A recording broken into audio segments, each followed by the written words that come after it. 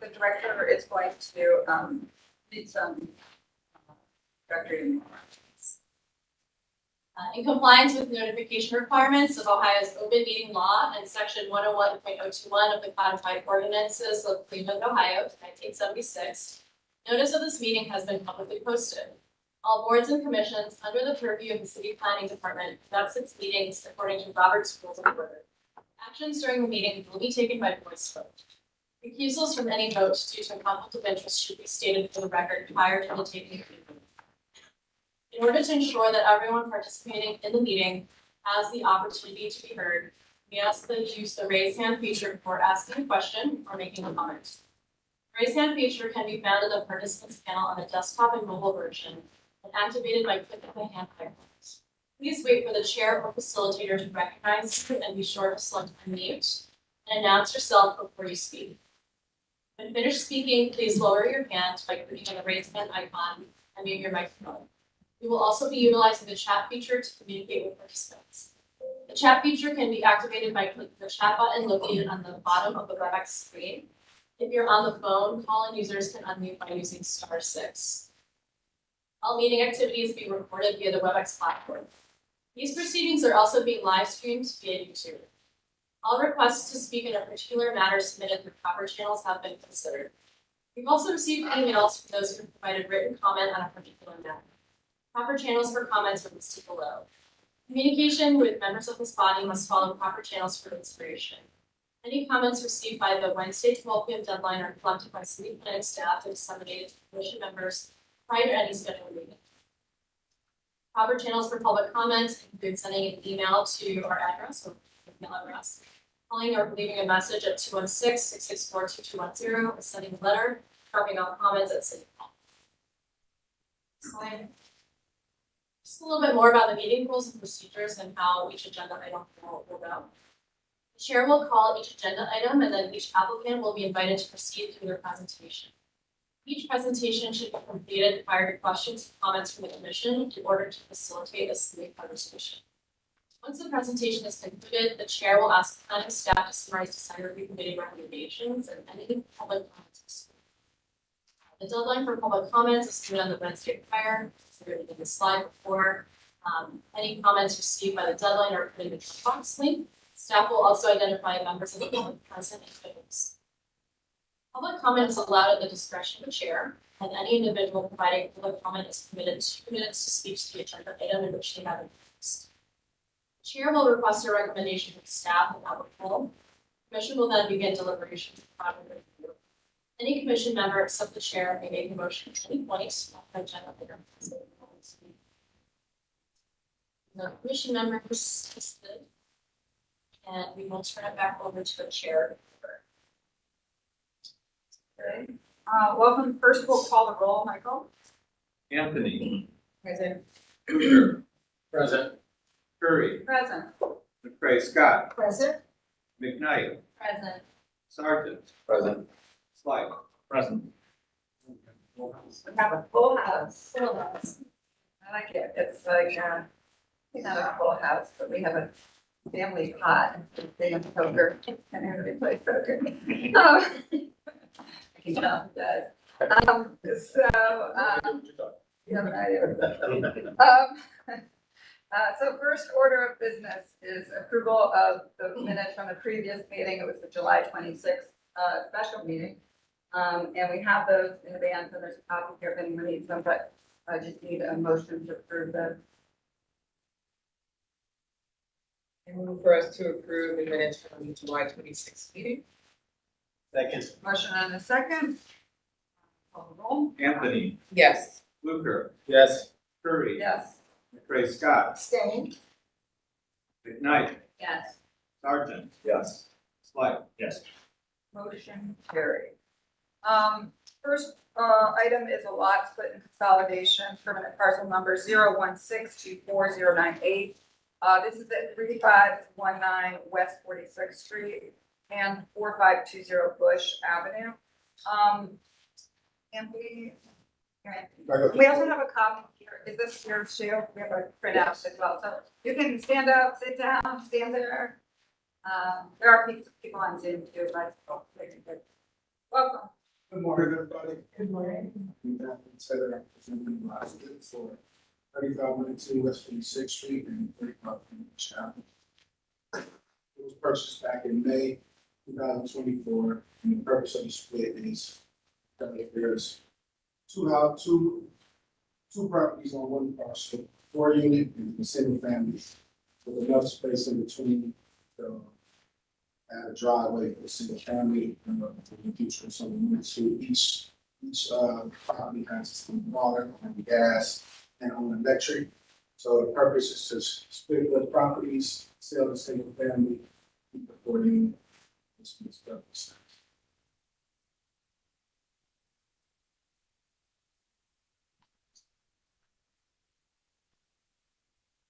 There are 3 parcels or 2?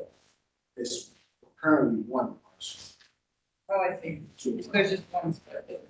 Oh. Oh, the building. Here. Thanks. Okay. Makes sense.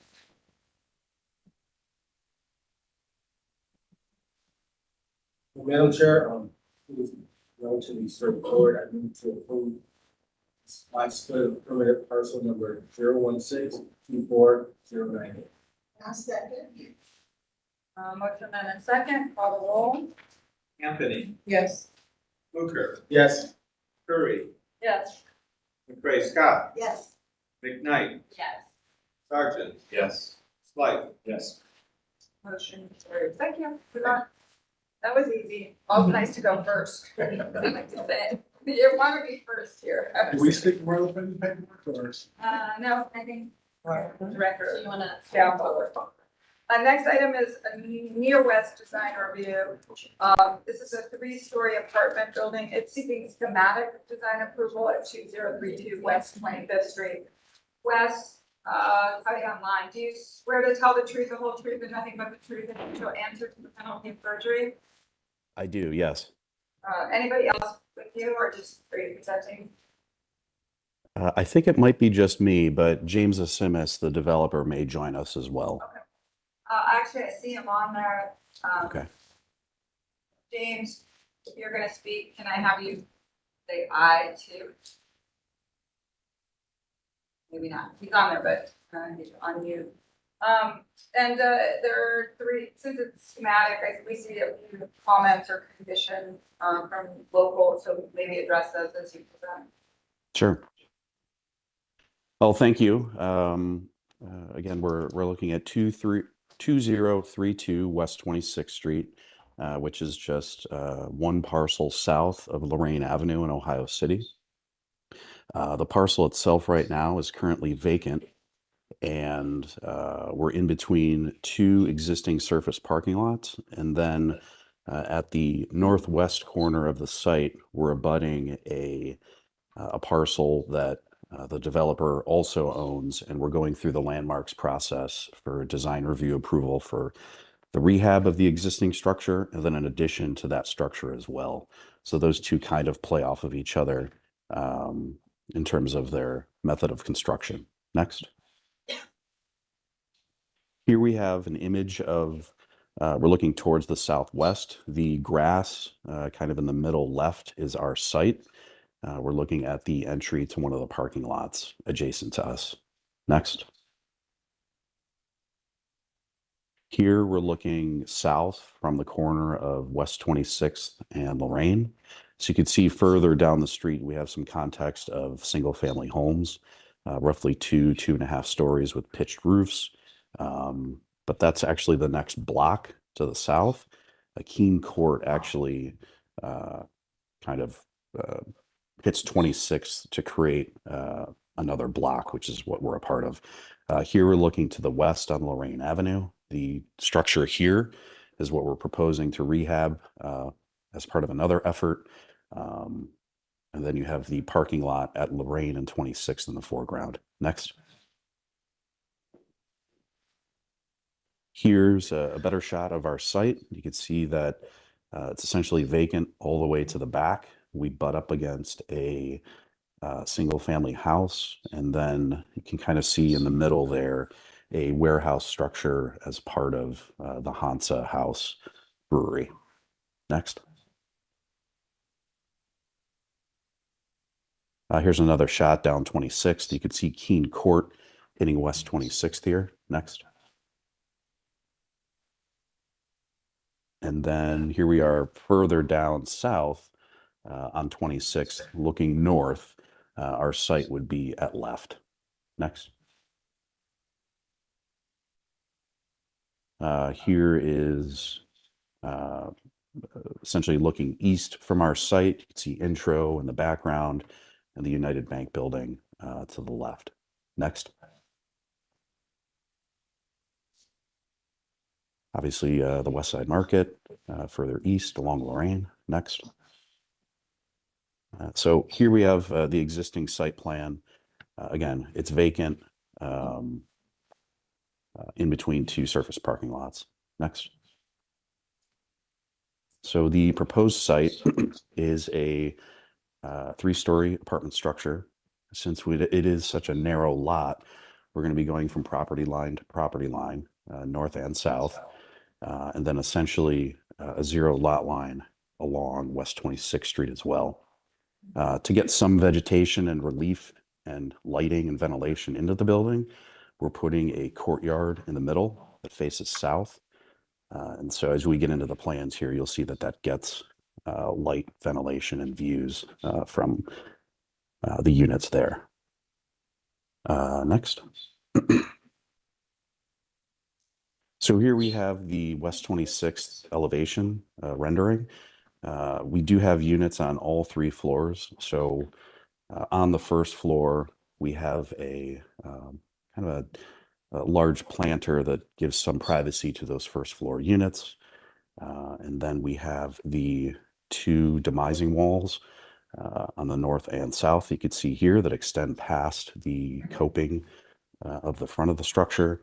And then it's clad with cement board. And then we'd have like a dark bronze fiberglass window system. The planter would be poured in place concrete. And then essentially everything else that you see that's not the cement board would be the kind of a dual color CMU block.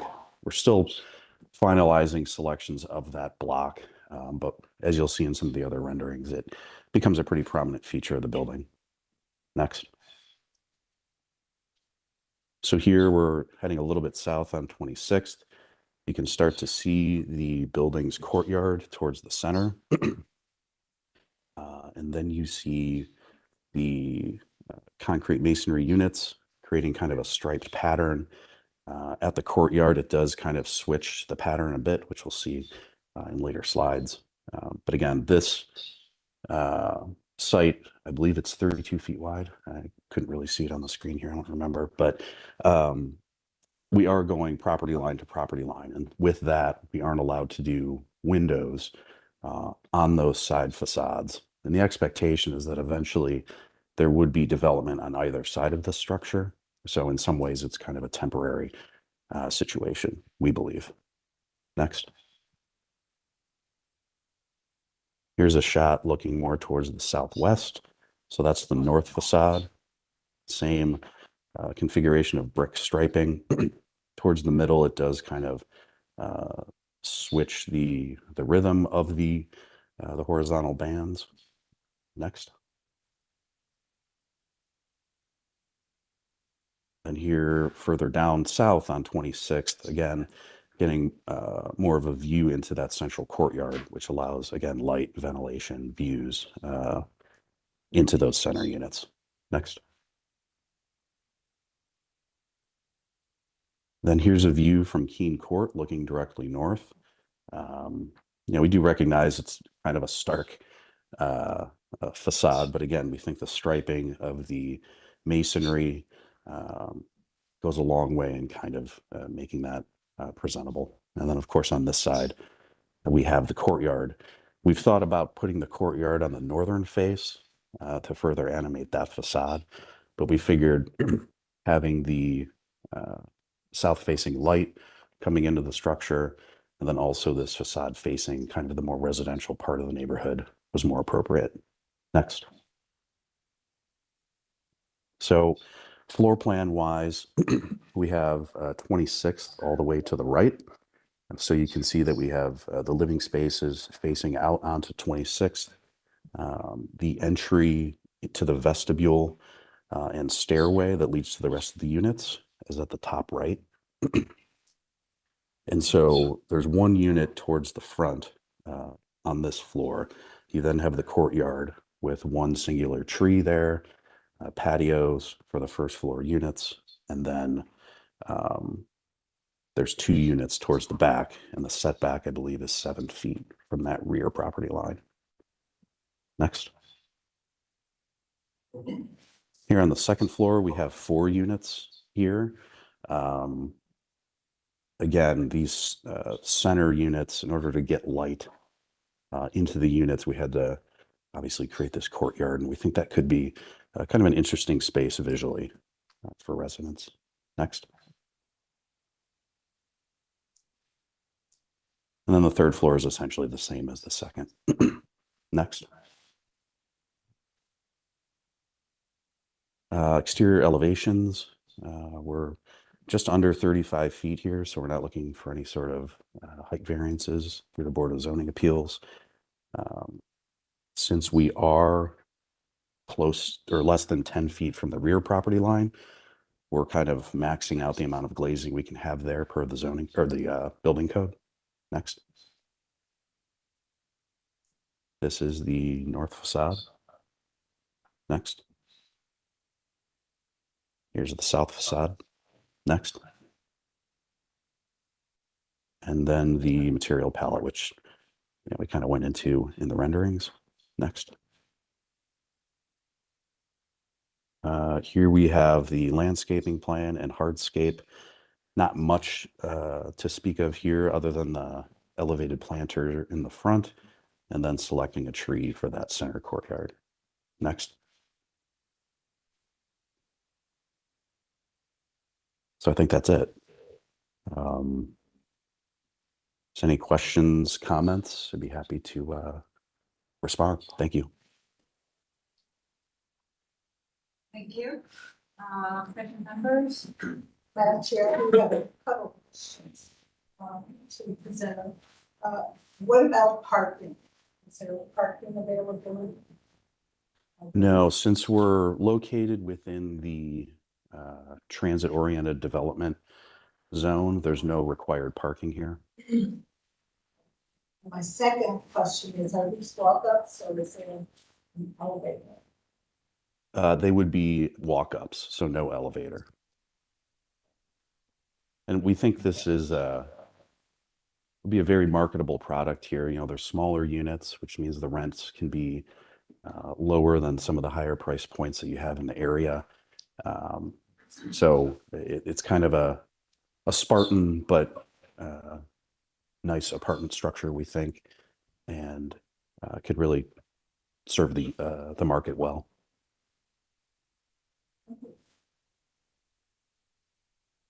Madam Chair, I do have a question. I guess I don't totally understand the first comment from design review, certain alternate masonry opportunities or we had variation. That I guess I don't understand. Is Brittany on the line? And that's the,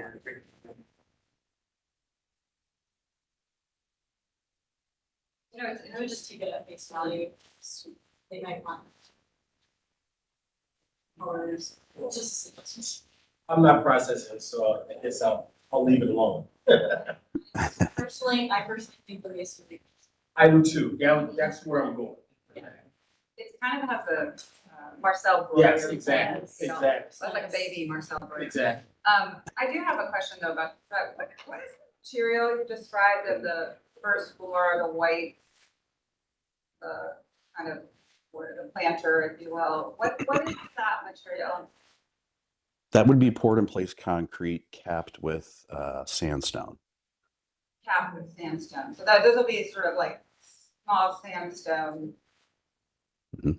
blocks, right?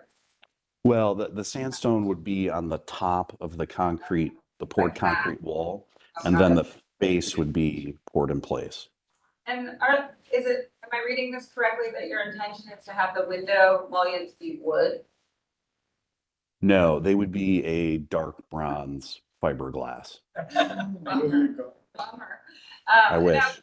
I know. So 'cause there's something about this that's really charming about like, if that were like kind of wood in this kind of style, it would make sense, right? Agreed. Agreed. So maybe we could add that to the budget.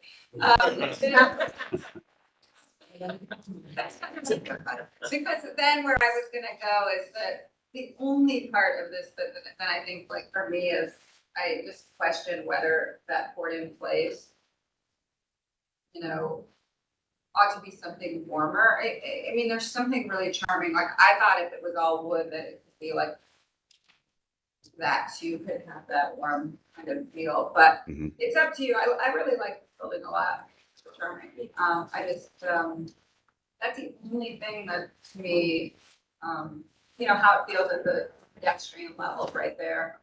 Sure. Isn't as charming as the rest of it. It's that pigmented, right? But I really like Yes. Sure. Okay. More wood, yeah. Yeah, the one from, yeah. So that's not. Anyway, it's still conceptual, so I mean, it's up to you, but I like its charming building, but One other comment, I'm glad the developer and you all were brave enough to take on a site that seems somewhat isolated, but it really isn't, right? And it feels like it's like a bat cave, right? It's sort of by itself, but it's a nice little jewel. Yeah. It's Yep. very well done. Thank I'll you. also add, this is for Swan, I'll also add that I appreciate, first of all, I mean, it is a very sort of long building. And I appreciate the idea of preparing for the future, that this is infill, this is a great infill project. But that there could be more infill along the way, and again, kind of really hitting this major transit oriented development zone where you have redline stop as well as one of the most pretty buses in the region from the 22. I think it's great. Thanks. Quick question to the chair, to the applicant. The entrance that we're looking at on the screen right now, is that the only entrance to the building? It is, yes. And the reason for that is the building code basically states that you can have a single exit with a maximum of 3 floors and 4 units per floor. So a lot of these smaller apartment buildings that we've been working on kind of work within that framework of the code. So it's we're kind of stretching the boundaries of the building code to get these small infill projects to work essentially from a cost perspective. So this is just the result of that. I was just thinking about emergency vehicles, fire, ambulance, things of that nature. I Mhm. understand, but the property line being right up against, south. Yeah, we will have a sprinkler system here, and then the walls on the property lines are, if I'm not mistaken, would be a 2-hour rated construction. Thank you.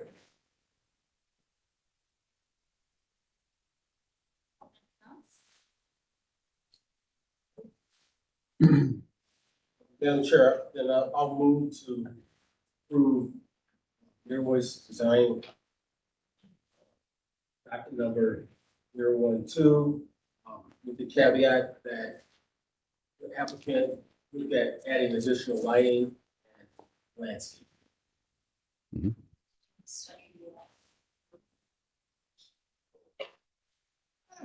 I was gonna leave it up to the applicant. I think he's creative enough.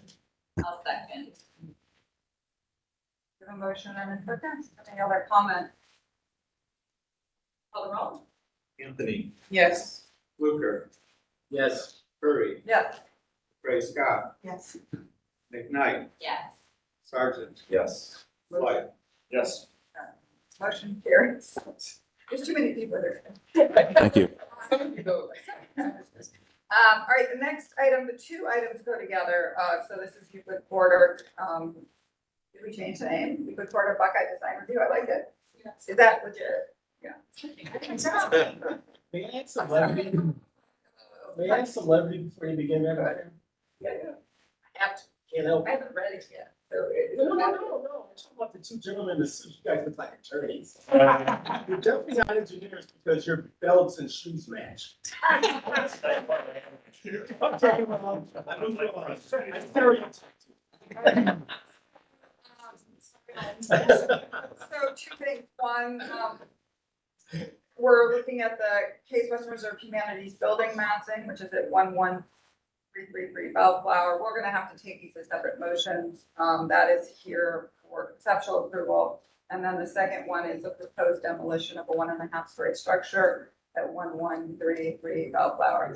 I need to swear all three of you in, if that's not just, do you swear to tell the truth, the whole truth, and nothing but the truth, as the answer to the penalty of perjury? Yes.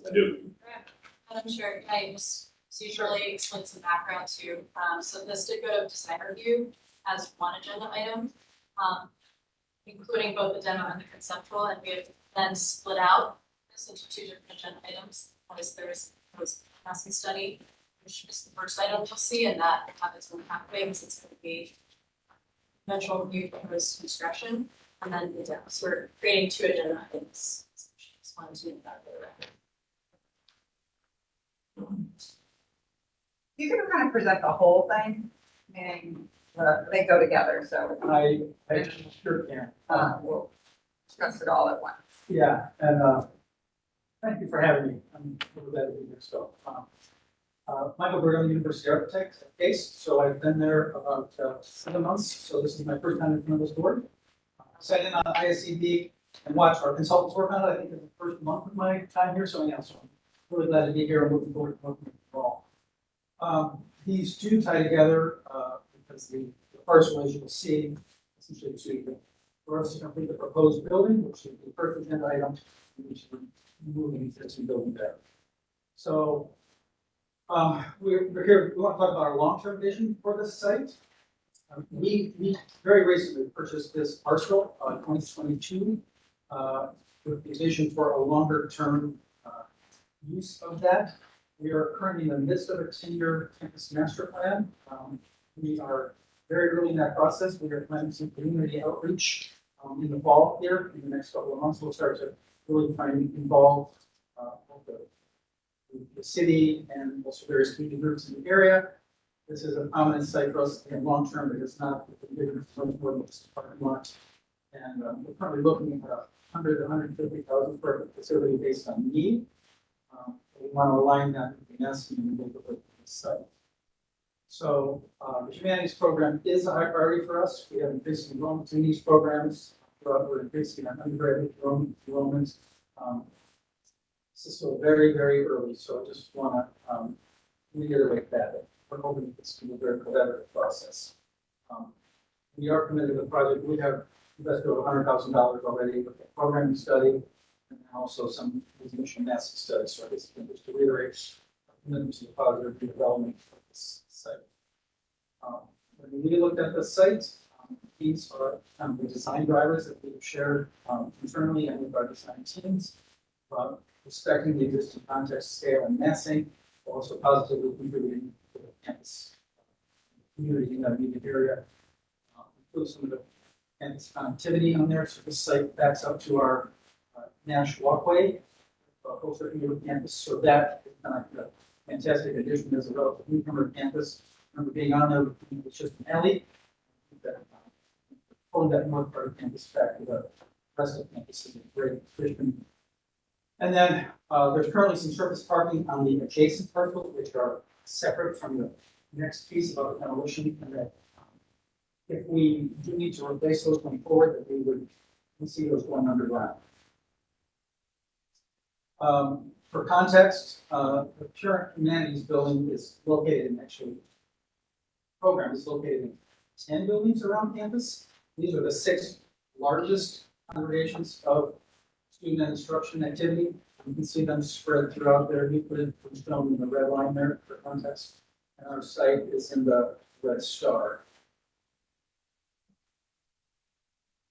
This is the existing site. You can see the existing surface lots both for the northeast and southwest of this existing site, which again is agenda item 2. For this case, it's all three of those parcels together. For the next one, we're focused on the demolition of the existing houses. For context, these are some photographs along Bellflower, the immediate area right across the street from Mandel School of Social Sciences. That's that two-story brick building on the left.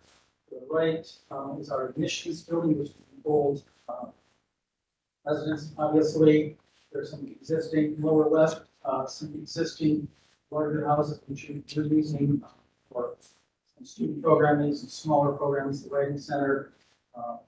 So referred to as the sorority house, although not necessarily sororities in there. There are a few other residents along Bellflower there. The lower right, interestingly, there's a fraternity house on the right. House on the left is our IT department, so it is currently looks like a house that is functioning as a office use. And then in the center there is the villages, which are our, one of our major housing developments.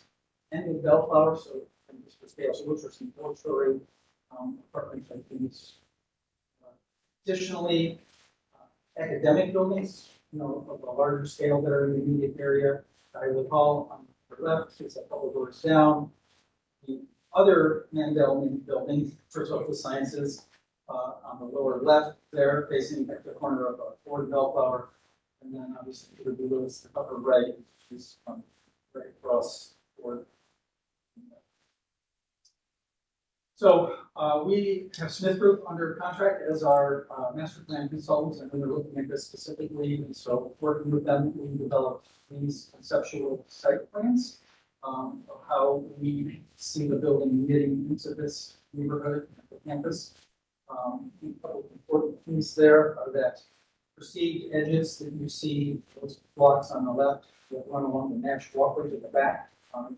That's a very tight, but very charming, to use your word, charming little walkway back there.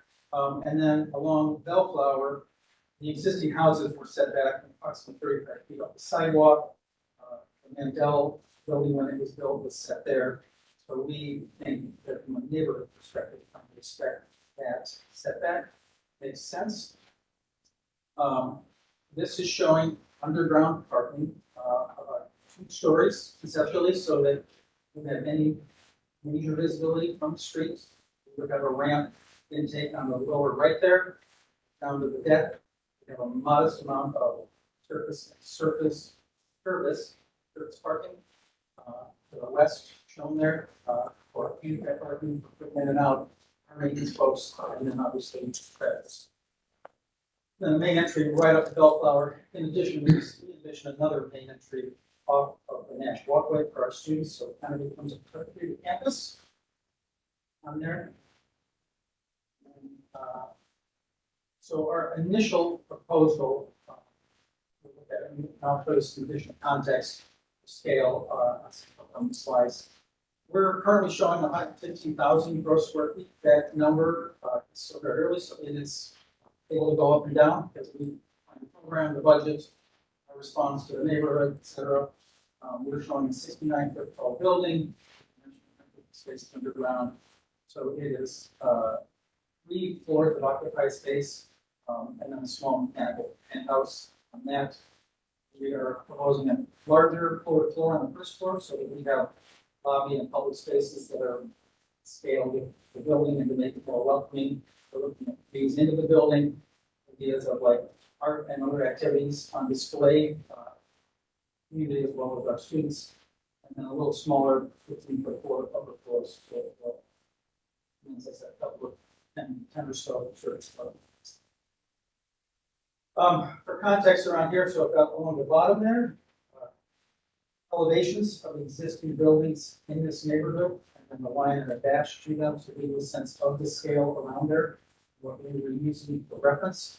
The Peter B. Lewis building is 110 feet tall. The first Mandel building there, School by Social Sciences, 54. Our proposed building at 69. Fraternity House, 35. We can see all those along there. And then the village, those 4-story apartment buildings, at the end of Bellflower there, talking about 60. So we think we're in those scale of those buildings on there. And then this is, again, a very, very preliminary massing study just to give you a sense of that. So that is looking east down Bellflower with existing Mandel School on the left there. That's the other Mandel School, right side there, smaller two-story one, then the villages in the background.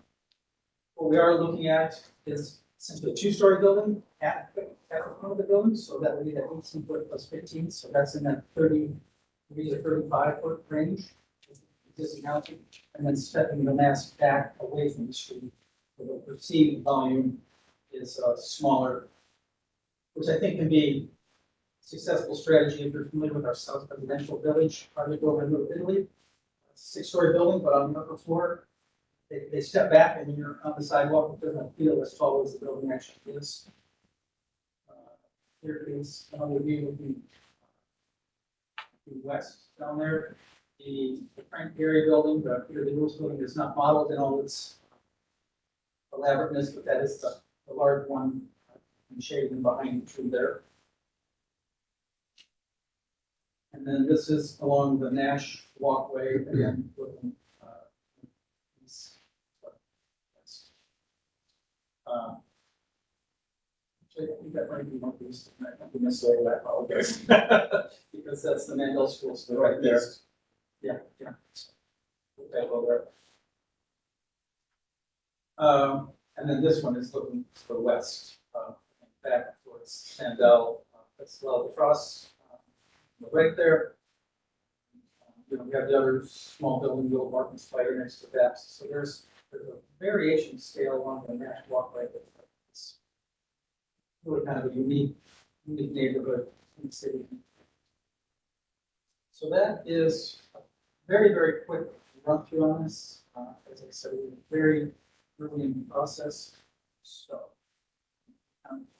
let's stop there and then questions or things. So there's a couple of slides on the demolition before we discuss it. Were there any slides on the demolition? Oh, I'm sorry, you did tell me to both. I'm so sorry. Yes, so the demolition of the existing house, I showed in the last slide. This really essentially reiterates, when they were two separate agenda items. All of these. We are requesting approval to demolish the existing building. We purchased recently, 2022. It's in a pretty dilapidated state and we bought it. We've been a fraternity house for 40 years prior to that. So the neglect and the condition of the building really was not our fault. It was like that when we bought it. We cleaned it out, abated it, and boarded it up for safety. We had some public safety problems with it being vacant. And then again, this building is in a really prominent location. It is 2 doors down from our admissions building, so every visiting parent and their prospective students to Case Western near that, so we would really like to get rid of it to again improve the impression for prospective students. It's not historic nor local landmark. It's not a historic district. In terms of the economics of it, it really is very, very challenging, expensive to renovate a building like this for commercial use. Very difficult to ADA accessibility. It's a very, very small footprint.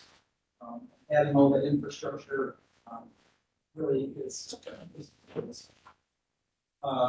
After our initial discussion with the corridor, we did consult some of the local council people and local residents and have some letters of support, which in their attachment, like, they're not doing a presentation.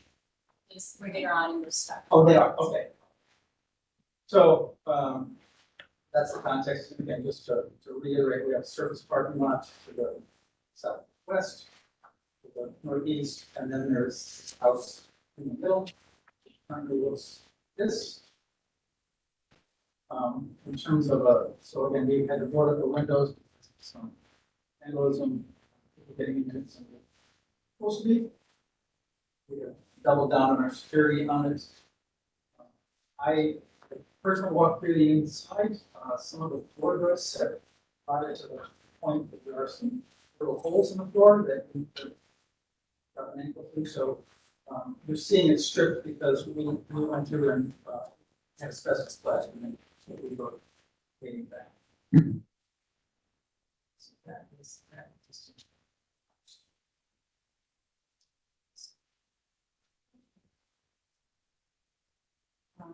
Another question. What was the design you disapprove the demolition, or was it just they were still there? We just approved the demolition. And we had other additional comments about it. It's not on the line if you have further questions about why. The only clarification I need before Tim goes is, when you went to local, you were proposing parking, now you're proposing this in Bassett. Correct. So there's a big difference. So when they went to local, Correct. you presented all of this, but you were proposing a temporary parking lot. And now you're just proposing seated grass. Right, but we work on the long-term vision of the site. That is, but, we view that parking as temporary, but obviously that was one of the specific points that was, No problem. yeah, a problem. Good. Right, Kim, you on?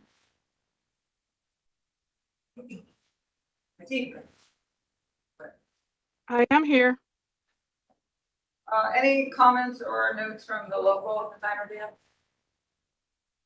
Right, so the initial proposal was for the demolition of the house and temporary parking lot. When that came before the committee last year, a little over a year ago, the demolition was disapproved. The parking lot, temporary parking lot, was tabled, and the commentary was that they really wanted to see a broader context for what the future is. And so the group came back and showed this context.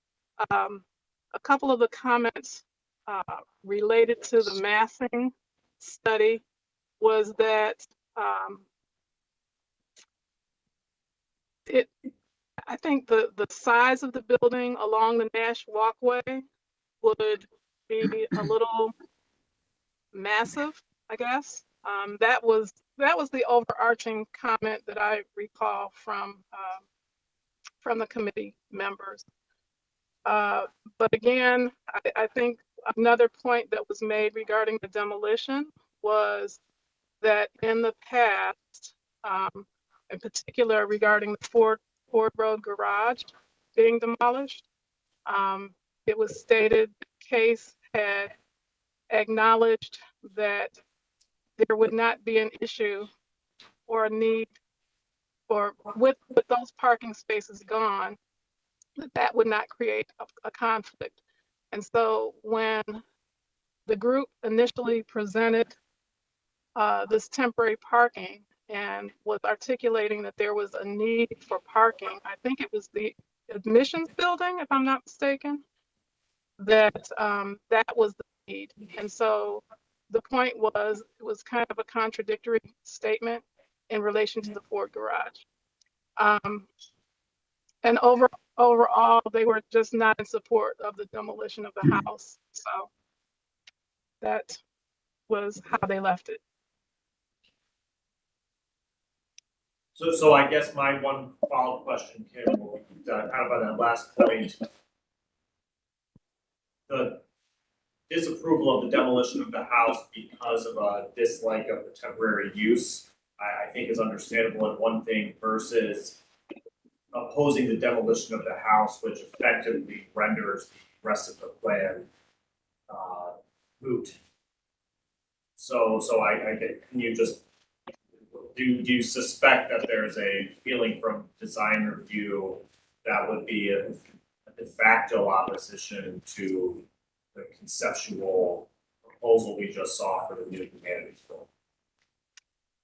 I think that overall, there may not be the objection. However, I think when the question was posed about the timeline for this new building, I don't recall there being anything definitive.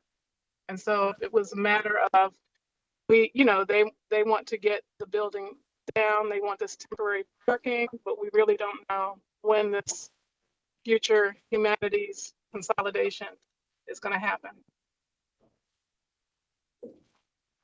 So when's it gonna happen? So, and then just another, I will address that. Yeah, sure. One other thing relative to the previous submission, the Massey study was considered contact or background. There was no action attached to it when it was part of the other one. So it was initially just a year ago when it failed, what is your plan? You know, so very early. So we brought it, again, for information only. So today it says for approval, which we talked about, but we still think it's very early. We know we have a lot of work to do. So when is it happening? What I can say is the village district's first university's commitment to it. You know, there's $100,000 in here. The facts that support the need for it are up. It comes a funding question, which has philanthropy involved in it, you know, other multi-year budgeting cycles for these things. So we would all love it to happen. But crystal ball on some philanthropy stuff is the challenge in those. So we wanted to take the parking lot out of conversation, settle things hopefully for our admissions building and the quality of the neighborhood, and then continue to work with on the actual humanities bill. But again, to reiterate, President Taylor down, it's strong to Madam Chair, I'm a little confused. I don't think anyone answered the question of why the demolition was disapproved. You have a lighting condition. You or anywhere else in the city of Cleveland, you want to get rid of this building. It's a risk. It's a health risk, potentially it's a danger. You know, it's a threat. What could happen there? I'm not really understanding the rationale here.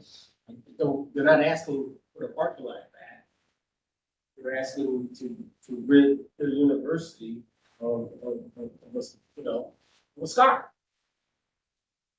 So I guess I'm not following. I think that's this change, which I wanted to clarify. It's the first iteration of what demolition for temporary parking is now, which does require that you see what your long-term plan is, but they come back and it's repeated. So I think it's different, which is good, right? So we're here asking for demolition and for that, which I think makes sense, right? But I think there also needs to be more work to be done on what, and I know you're doing that about what the future is. So I think within, I'm still, okay. we do have. If the parking lot's not on it, why are we talking about it? I guess we should Because we've never. put a pin in it and deal with what's in front of us. That's all. That's why we're doing, we haven't seen that. We, I Pardon? mean, that's why we're here. We All right. haven't seen it. This is the first time we're seeing it. That happened in the planning review. We're making the point. So their action or motion was from previous. So it's fair. Okay. Before we have further discussion, there were letters, if you go to the next slide, of support from the council president, showing Councilman Conwell here supporting demolition for safety reason, that there's concern about safety. There was a letter of support from Council President Griffin, specifically the emission center in mind to make sure that there is a presentable welcome. There's also a letter from Mr. George Forbes, a resident on the street, who appreciates investments like these and would like to have the building come down because of the safety and light. And then there was another letter that came in from Mr. Rocky, who's in the Hessler area, concerned about traffic and daylighting intersections, as well as requesting the demolition fees.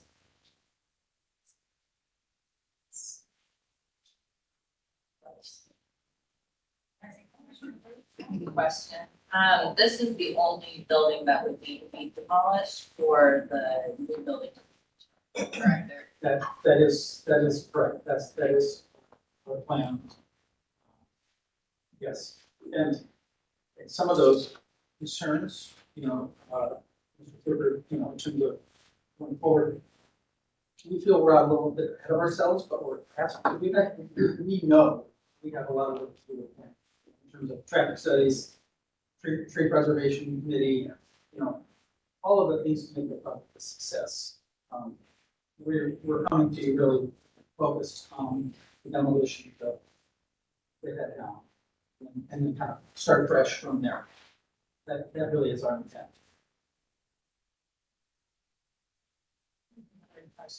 What year was 11/3/33 Bellflower?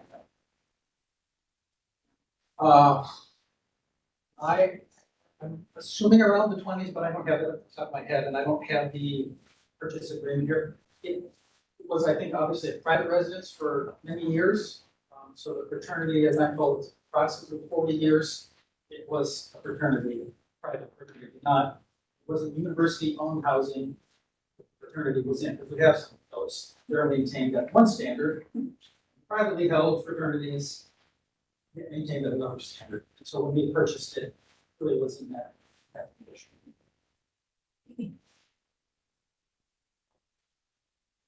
So I'm clear, so that we can deal with these as two separate agenda items on the docket. You're not looking for any action on, Madam Chair, on the conceptual design? I think they are, it's up to us, I mean, that's why they do two separate motions. If I may, we had hoped to come in for information on, and then the staff said, It's not real not clear. That's fine, because I was thinking about the community agenda item for years ago. So that's feedback.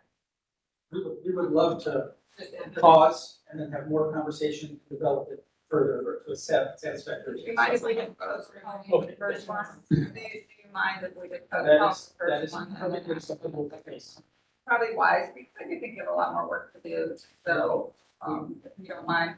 we can do that. However, I would like to thank the university for attempting to articulate their intentions. I mean, I thought it was, I think it's a good study. You start to be respectful of context. You talked about setbacks, massing, how it connects. So, I applaud you for really taking a deep dive. You could have drawn a box and said, here it is, but you did consider context. I think you appreciate it. I'll echo that and say I always appreciate when there's a fully fleshed out idea of what would follow after a demolition. But sometimes it's a double-edged sword. And from the residents' perspective, I know there's one on Lorraine and 17 where the residents don't care, they just want it down. It's an eyesore, it's a nuisance, so it's, I don't want to always let the term begin to good, so. Good. So, So I will move to postpone, agenda item 2014-7. we have a motion to postpone, call the roll. Anthony, Yes. Fluker, Yes. Curry, Yes. Ray Scott, Yes. McKnight, Yes. Sergeant, Yes. Slight. Yes. Motion carries. Second item, I'd like to make a motion, Madam Chair, that the proposed demolition of a one-story residence structure at 113 Bellflower Road. I'll second. we have a motion and a second, call the roll. Anthony, Yes. Fluker, Yes. Curry, Yes. Ray Scott, Yes. McKnight, Yes. Sergeant, Yes. Slight. Yes. Motion carried. So thank you. I just say, that for my theory about the massing, I think that, I know Smithburg did it, and they're your master plan, and it felt like kind of like an outside study of like what the capacity of the site was. For what it's worth, I live in the neighborhood and walk around all the time in Bellflower and the Nash Walkway. Actually, the Nash Walkway might be one of my favorite things the university's ever built. It's it really is. It's tiny, it's powerful, it's like everything, it cuts to the campus, it's on my walking around. Like, I love it, everything about it, the texture, the edge condition, I could go on forever. Yeah. So, so there's this tension that you're gonna have to manage in this kind of next phase of planning when you get there, which is, you know, Bellflower, you have kind of increasingly less of the small scale things, right? And this is a very big massing, right?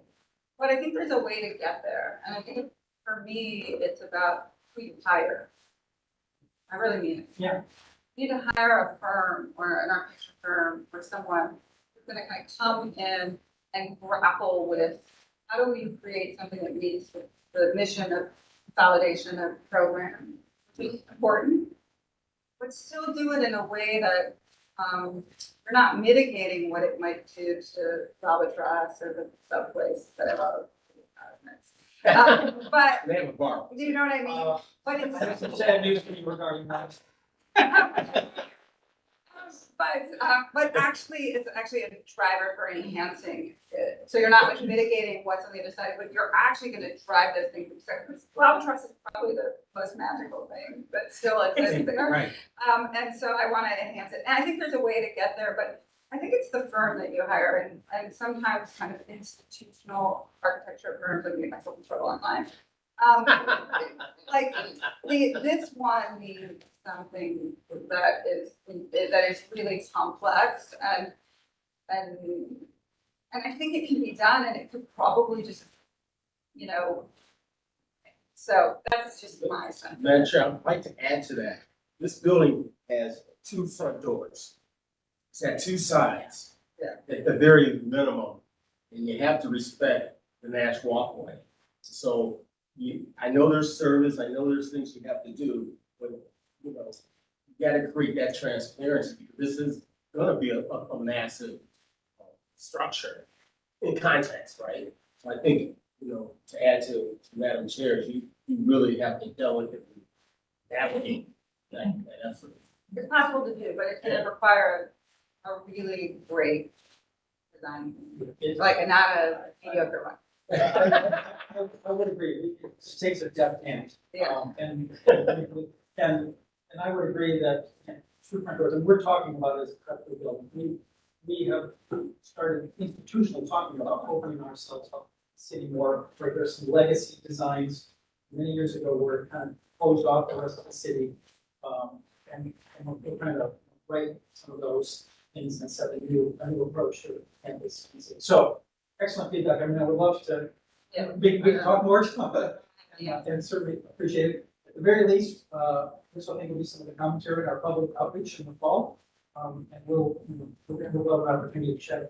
Is there also the structural, is there like a structural, when I think about the other end of Bellflower where the CIA building came down and that you left this site that can have, you know, kind of an institutional building, CMA, and then the walkway that goes to CMA. Like, is there also like a bit of, what does it look like? It doesn't have to be where this building is, but because you're leaving that little house, to actually create the cut through between Bellflower and Nash somewhere along this line, right? And I mean for a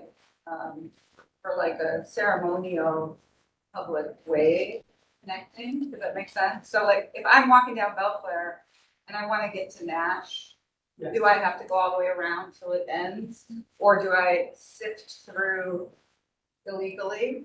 Or is there an intentional way for me to be directed mid-block there? And is that come part of it? Does that make sense? I think it definitely should. There are some sort of small moves already in place along Manchester. You walk where there are those moments where it narrows and then it opens up and there's seating. So I think those could get enhanced, celebrated. It would take further study, but I would agree.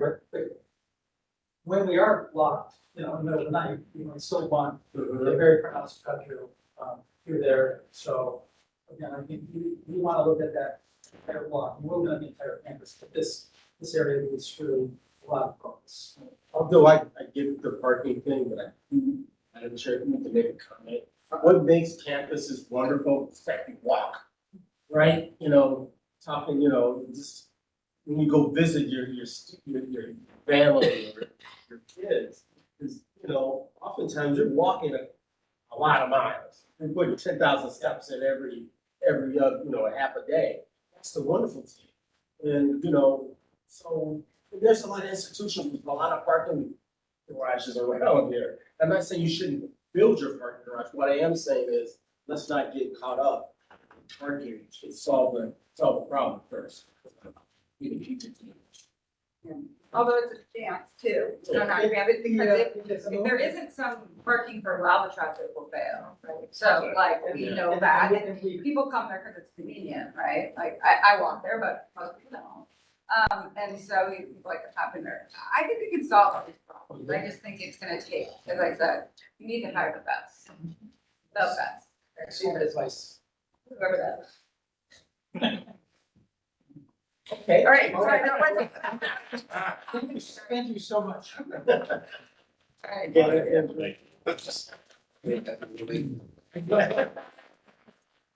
I don't know, do you remember more? Post, yeah, that was it.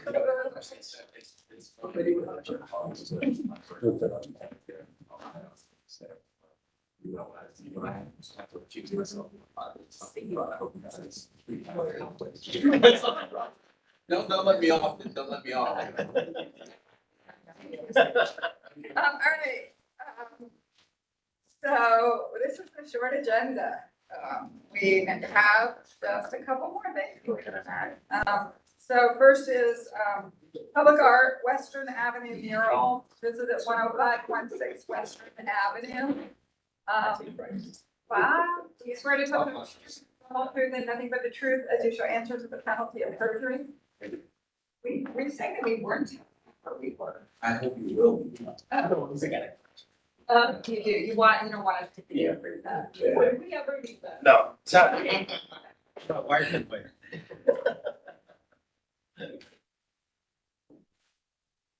All right. And then, you want to go first? No, I'm gonna go first. First of all, thank you. My wife and I just purchased this building in October. We called it Art Craft Studios, and as a part of just joining into the community, we really decided that we wanted to try to make a difference. We've been attending, or at least we identified a local church so we could understand the community a little bit better. My wife helps out with the food ministry there. Starting to understand a little more about the homeless industry that we're doing there. And we're trying to build relationships with the neighbors. And this, we're just asking you for help in trying to just make one side of our building go better. I'm very nervous in these things. Don't be nervous, we're, It's family. and we love this kind of thing, anyway. That's not good. Drinking over. So we understand each other about wood. Yeah, sorry.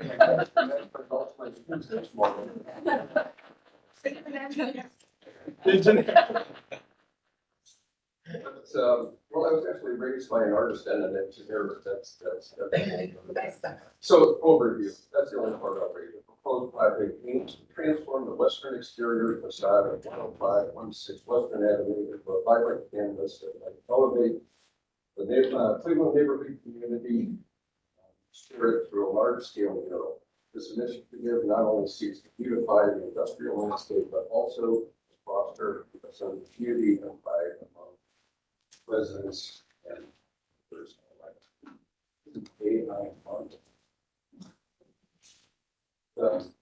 I can't take credit for all that, but I won't read through everything. The concept that actually we started, we decided we wanted a mural. We reached out to the Cleveland School of the high school for the Cleveland School of the Arts, and we through a woman named Brittany, the Arts Department. She was really helpful. But they wanted to do a panelized system, which was really not what we wanted to accomplish. We did donate the application fee to her department, and we're still working with her and hoping that when it comes time to execute, that they'll be able to help us goes with that. And then when we get to the artistic vision, I brought Melody with us. She is the artist who came up with the design. She and her sister will be executing it with as much help as we can get from Boots and some other people. We really do it. I found Melody because we had it was Hideout Pine Creek. We both volunteered at, and the person who runs it is an artist and showed her the whole building. And had her come up with a sketch. And I loved it. The building itself, let me just go a little bit more into that. The vision came from the only outline I gave was one I wanted to update the neighborhood. Two, it was the Puddle neighborhood, or the Dell neighborhood. That's right. Just I'm kind of understanding that a little bit. And then Sachin's Cafe is right across the street. Some might call it a biker bar.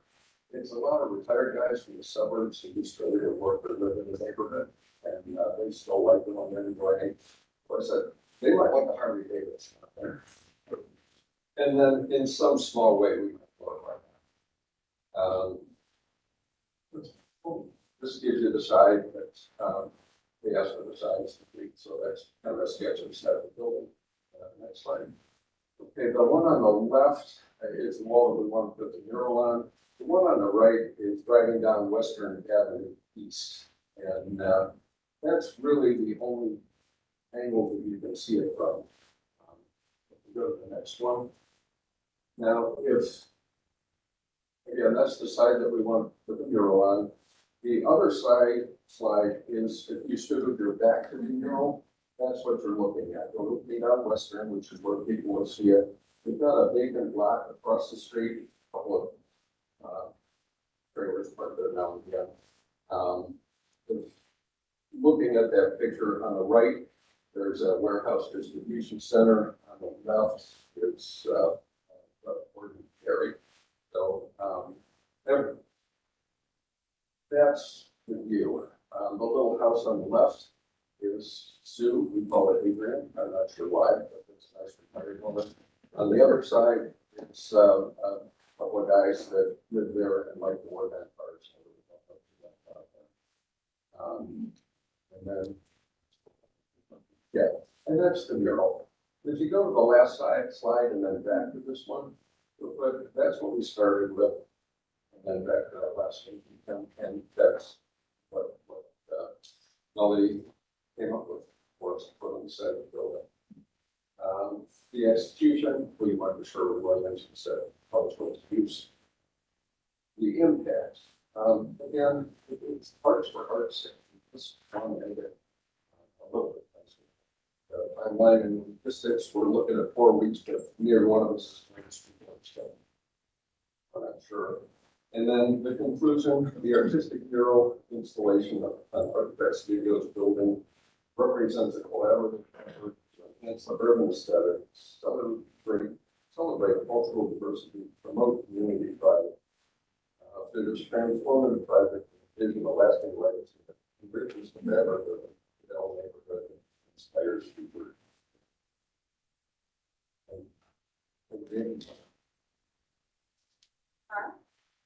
Thank you. First, I want to thank Mr. Rutgers and his wife for aspiring to do this right up in the neighborhood. They're gonna be right here. Okay.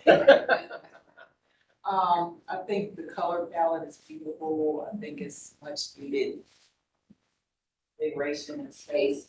I did want to read, there was an exchange with Councilwoman Spencer, whose this was in.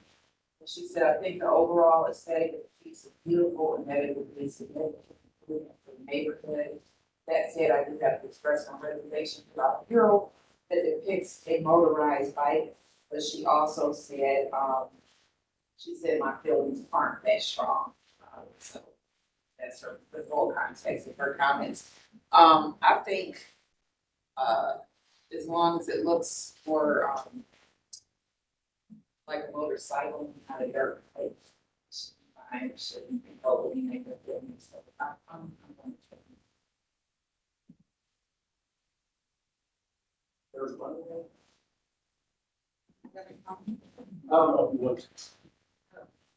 I have been in contact with Jenny since we tried to buy the building before we bought this one, with the express workers that we bought it. It has been a rough road. Everything from the housing department, for some reason, asked the legal department to charge me with a crime that I never committed. My lawyer convinced me of that. I was pressed to try to get an answer. I also, I do want to talk to her, probably have to have a girl at her products or something. There's concern in the neighborhood that reports to me. This was an area that was kind of tacked on to her district and may not get the attention it deserves. I love that, you know, just that with her, but my last conversation with her ended with, if you have anything that, issues that you're trying to do in our area, almost. And I did forget to say, it's not in a design review district, so it's coming straight to you guys. And Melody, what is your last name? Williams. Williams, and does this mural have a title? No. That's okay. Okay, thank you.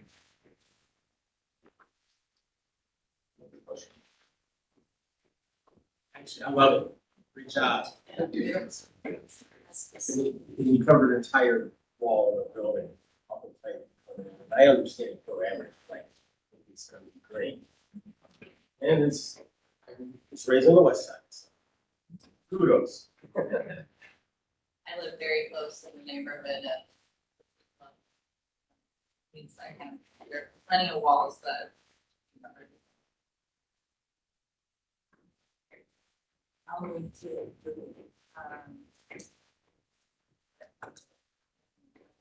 us to have federal item.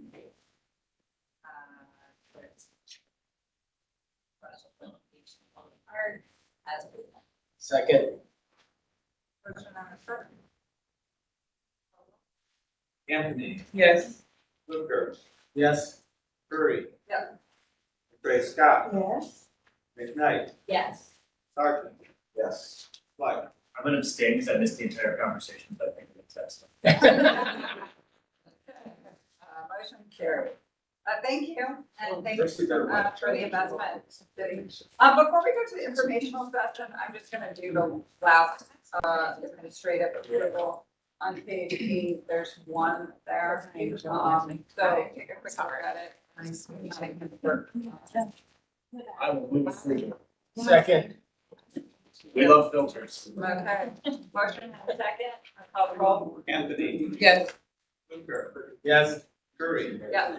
Gray Scott, Yes. McKnight, Yeah. Sargent, Fleck. Yes. Okay, motion carried. So now we have a presentation for information purposes only, mobility plan introduction. Callie. Happens to be matching like similar. It just happened to be a wine shirts today.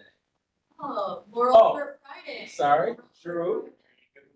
Is- Get with the vibe. I think Dr. Gray Scott is also right on that. Social Friday. Okay, I'll try to remember. It's- I'm having short sleeves full. That's okay, we're long sleeve. Sarah, you can introduce yourself too. Yeah.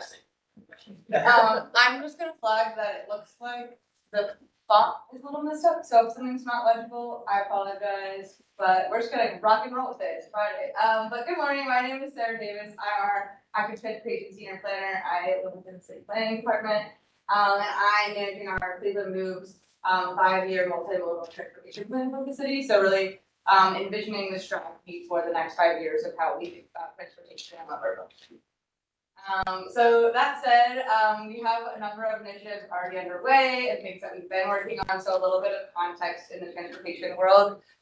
In 2022, we did our Cali Managed Transportation Zero Action Plan process, and we committed to eliminating fatalities and serious injuries from traffic crashes on our streets in Cleveland. If you're not familiar, trends across the country, but especially in Cleveland, have been that there's a lot more reckless driving, a lot more speeding, and a lot more fatalities and serious injuries from crashes since the pandemic began.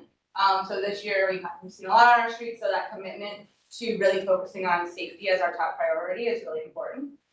We've also grown our mobility team, and I'm part of that. So I started last September. We have a number of other folks that have joined the city to expand our capacity to be able to do this work. We've also been working on expanding our capacity financially. So we won a Safe Streets and Roads for All grant of approximately $2.4 million last year. That will fund changes on St. Clair, east of downtown. I want to say between 101st and 160th. As well as safety studies on other most dangerous, like 1 mile corridors around the city. We've also been advancing designs. I'm sure this one is in the news a lot more for the Superior and Lorraine Midway. So building separated bike infrastructure, but also making changes that just make our streets safer. Superior Avenue is one of our most dangerous stretches in the city, and Lorraine as well. For some of our high crash corridors that we really need to make a change, but we also can increase mobility for people who are getting around in all of the neighborhoods. We've been installing our first 100 speed tables across the city this summer, so hopefully you've seen some of those. You've heard a lot of excitement and energy about that, and many more things, but just kind of wanted to lead into this with a little bit of context. As far as the Cleveland Moves plan, so this is our previously been referred to as a citywide mobility plan, but this is really our 5-year transportation strategy, and we're really emphasizing the action piece of this. So for our Complete and Green Streets policy, we're required to do a new one of these plans every 5 years. Our most recent bikeway plan is from 2007. So it's been nearly 20 years since we've really been able to, or we've thought about this in such a strategic way. So the first thing is updating that 2007 bikeway master plan and thinking about envisioning a 3-year rapid expansion of our bike network across the city. My favorite comparison I've heard about thinking about bike facilities in a network is if you build 10 yards of a football field, you can't really play football on that. But if you build a full football field, you can play a game. And so when we build, one link here or there, that's important. But when we build a full network and we think about how do people connect to destinations, then we can really see a lot more impact in people's lives and their willingness to act, right, and ability to actually get this comfortably. We'll also be looking at pedestrian and bicycle safety issues across the city to think about priority investments to make walking, rolling, biking safer, more accessible, and more comfortable.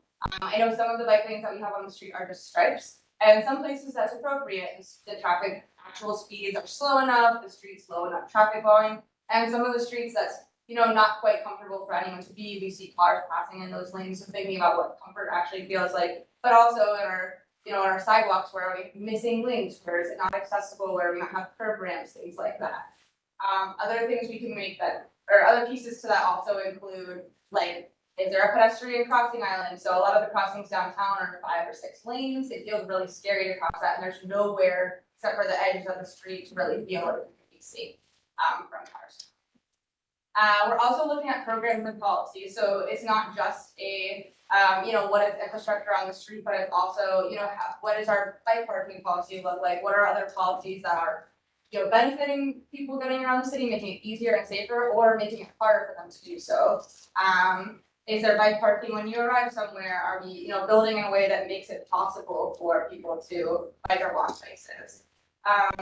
And then finally, we're really working on integrating this with our existing capital projects and a lot of the funding that we already have kind of in the pipeline, especially thinking about state funding and certain ways that those are directed towards pavement quality or other pieces, and how we can strategically work with that to really have that 5-year prioritization and implementation plan that goes beyond just our bike network, but really thinking of the whole picture. So right now we're kind of in this big engagement push, and so this month will be all around the city. We spent part of the summer being out at events as well, but we're really focused on meeting people where they are as opposed to asking people to come to a big meeting. And so we've been at some community festivals. I was at the Ward 14 community meeting on Wednesday night. I was at the Senior Walk on Wednesday morning. being at local grocery and convenience stores. And so we know that we'll hear from the people that are really following this stuff, but we also want to hear from those people who are just going about their everyday lives and are also really impacted by transformation. We'll share our recommendations in the fall and do another round of engagement around that. And then we'll finalize this plan and bring it to you all sometime in early 2020. So right now, our webpage on the city website is live. It's clevelandohio.gov/cleveland-moves. You can learn more, you can share your experiences. There's an interactive map, which I think is the biggest thing to highlight. There's a little survey where you can say how comfortable or convenient it is for you to get around the city, where you feel safe, where you don't feel safe.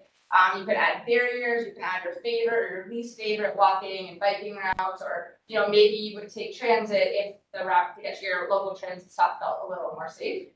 And you can also sign up for email updates, and I want to highlight that that's like very occasional emails, just making sure that if you want to follow along with the process slightly, that you can have that little bump in your inbox. And I can pause now for questions. I see you have a question? No. Okay. I already did that. You did. I already did that. Very good. I should also say I have flyers, so if you know people that in your community or places in your community where you'd like to hang up flyers or make sure people know about this, I'm happy to share those. I'm really interested in just spreading this as far and as wide as we can. And admittedly, I've only moved to Cleveland a year ago. I have still a lot to learn and a lot of people to meet, but using all of our connections here at City Hall, with our partners in the community, we're working really hard to reach kind of all pockets of the city and making sure we're kind of catching all the different groups of people out there. Two things. For thankful we were able to recruit Sarah from the city of Boston, where she's. We're very happy to hear your plans. I think the second thing is, it was a great sort of initial kickoff with various stakeholders to really take a look at, hey, we know we have a limited amount of time and budget for this. Do we want to spread our outreach thin and wide, or do we want to go very deep and intentional? And I think the consensus there, remember to put this we'll make this map available to everybody, and we'll use the map and period, but to have those very specific deeper dives with communities who need much conversation. This was specific approach, so I'm grateful for the initial analysis about that. I think we welcome comments about the process or engagement suggestions you might have, groups that you think we should be about, and just generally, approach as we're really trying to make this. So on to that end, I guess I maybe as a bridge tunnel council, there's been a lot of investment in the urban core stuff, but I'd love to understand how people in most Clevelanders don't count and sort of just how Cleveland set up spatially. You don't really even need to pass through downtown every day to get from one side of town to the other. So understanding how people move within neighborhoods, I think, is as important of trying to make people move down long corridors. One, two, I'd love for us to kind of increase our engagement with schools that kind of understand where our kids coming from. CMSD was actually pretty open with me about data of here are the schools in Ward 17 and here's the home addresses of all the students. And I was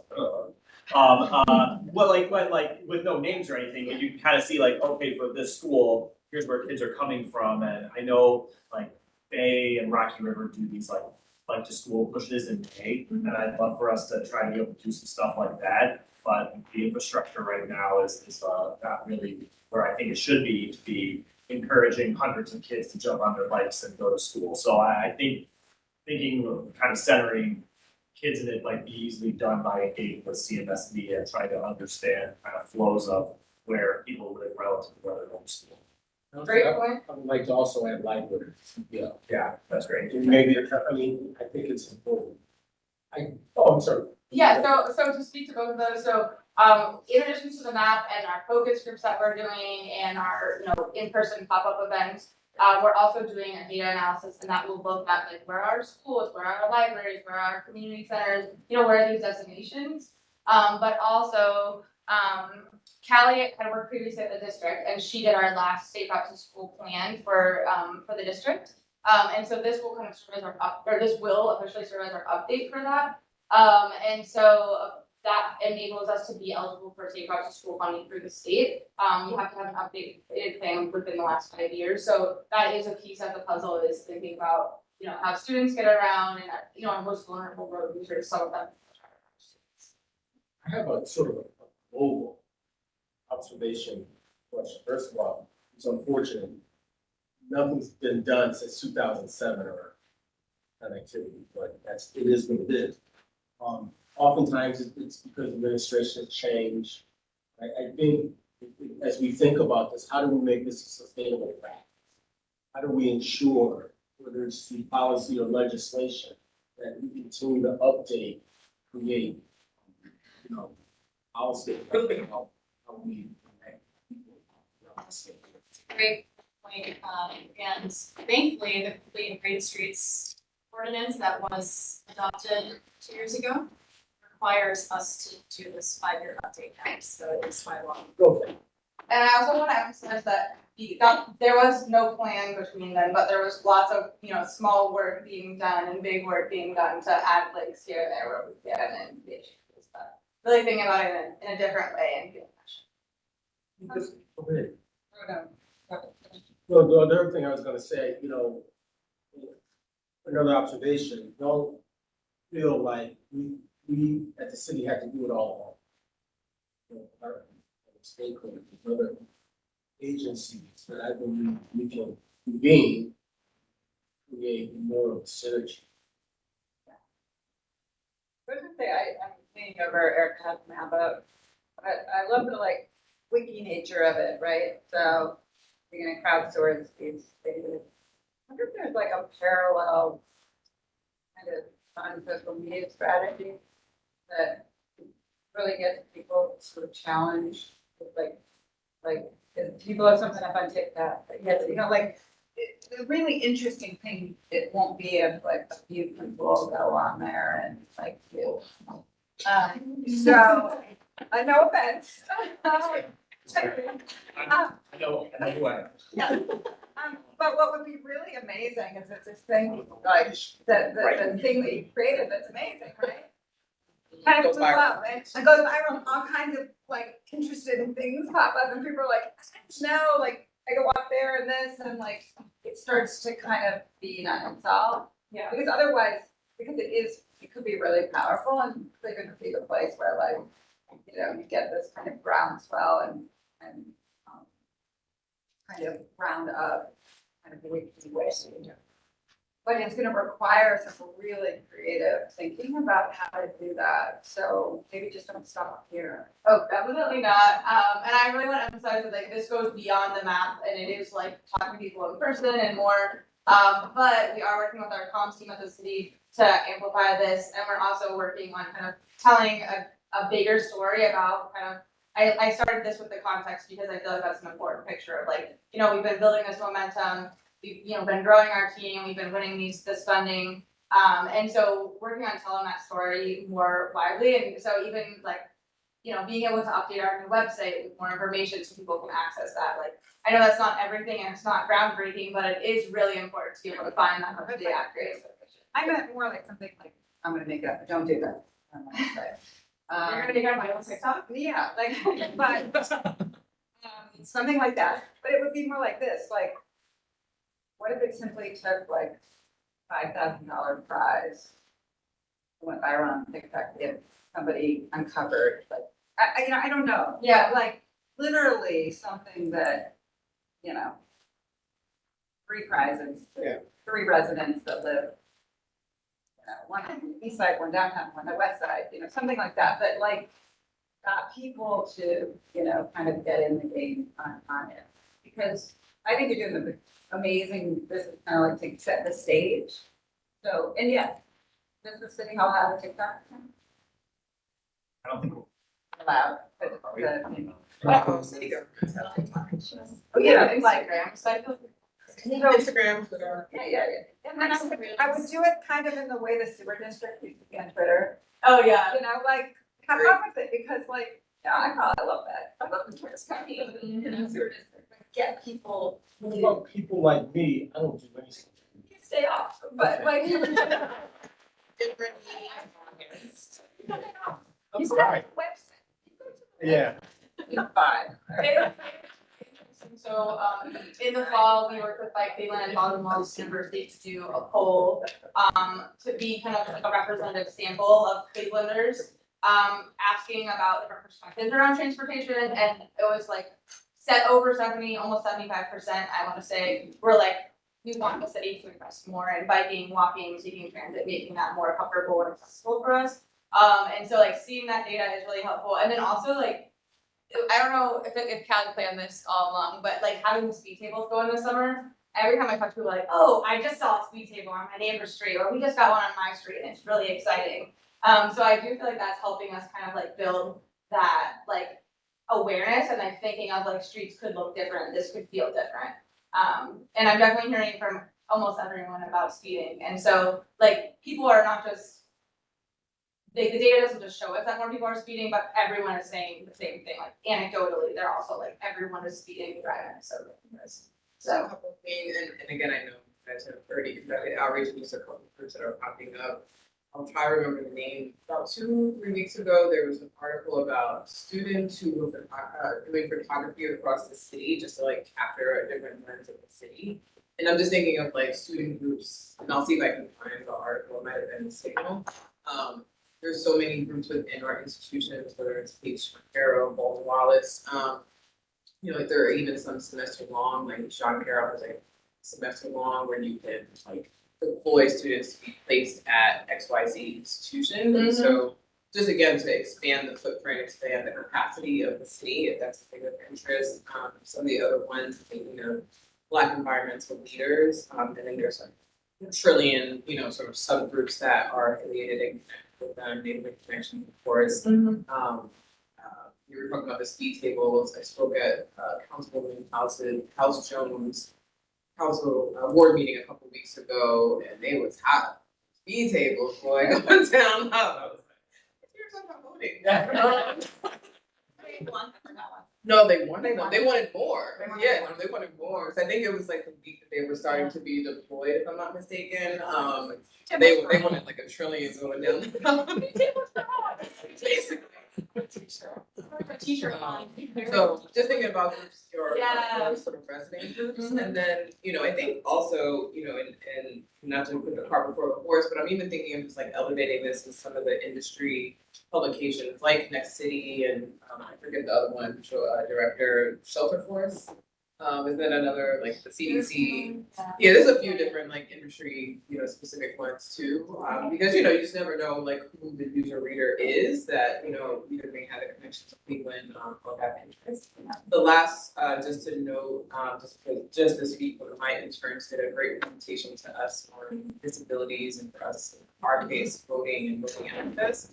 But I'm just thinking of some of the local advocacy groups that work with disabled populations in Cleveland. We take one of them. So we are having a focus group specifically with folks with different abilities. Okay. Really focused on like transportation feels different to everyone, and people have different access to different modes based on their abilities. So, yeah. Thank you. Thank you for it. And a macro observation that can turn into a soapbox, but I'll hold back. But to the point about like the speeding and everything, my impression is when I go to other cities, I routinely experience things in a built environment that we're told we can't do in Cleveland because it doesn't meet the transportation standards or best practices. And like I'm getting off I-75 in Cincinnati the other day, and it's like a 15-mile-an-hour, you know, little thing, and I'm like, they shut this down. Like we're here, we need to rebuild the inner belt for no traffic, but you know, so traffic can flow when every other city accepts that there's just traffic in the urban core. And I guess I would love to understand where. To me, there's almost like a nice guys finish last of this. Like we're so worried about adhering to the standards that we're not doing very simple things. Like for example, I think the north side sidewalk, Lorraine Avenue, the West Park Rapid Station to Cam's Corners is wide enough, just strike down the middle and say, here's our off-road bike path. Yeah. And I'm told, well, it's not wide enough. Who cares? Just put a stripe down it. Like I feel like other places, how are other places able to accomplish things, but we're so beholden to the rules? Feels like. And if that's an off the record conversation, I'd love to have it. But it seems that other places are doing things, and we are like functioning from like some like base level anxiety that we're gonna break. I will say to address that definitely on the record, a lot of this conversation is about like the perspective of what we've done in the last 2 months versus the momentum we've been building over the last 5 years or so. We are doing many things today that 2 years ago we did not do. Speed tables, painted crosswalks. We're having relatively progressive conversations right now internally and with our partners at ODOT about traffic capacity analyses and what those mean in terms of needing to design roadways. Having the capacity in terms of staff to follow those conversations through, to like point back to what the standards and requirements actually are versus sort of just the rule of thumb that we've been applying because that is straightforward and we can move on to the next thing is really key.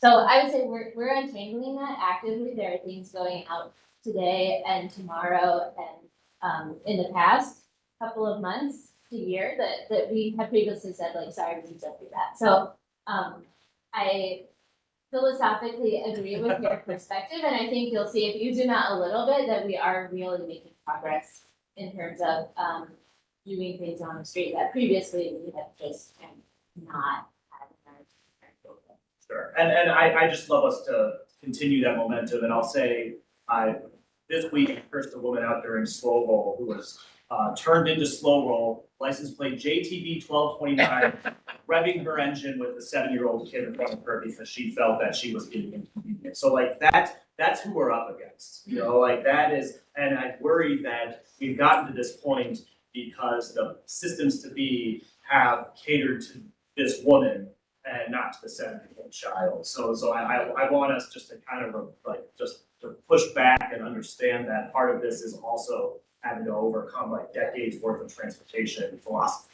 Yeah, I was gonna say 2 things. So, the first one is like, when we make our streets safer, a lot of people are like, oh, that's just for people walking, that's just for people riding a bike. I'm never touching a bike, like I drive everywhere. But like, even when we put in, a separated bike lane or something else, like we're slowing down speeds and that makes everyone safer, whether they drive everywhere or not. And I think that's a really important piece to highlight is, it's even that woman who is revving her engine, she will still be safer, and we are glad that less people will be dying on our streets. The other piece of it is that a lot of innovation and change has happened in the last 10 years. And so like, to Callie's point, a lot has happened in the last 2 months, but like, as soon as we kind of get rolling on that, like there is that momentum, that becomes the standard, we can keep turning that along.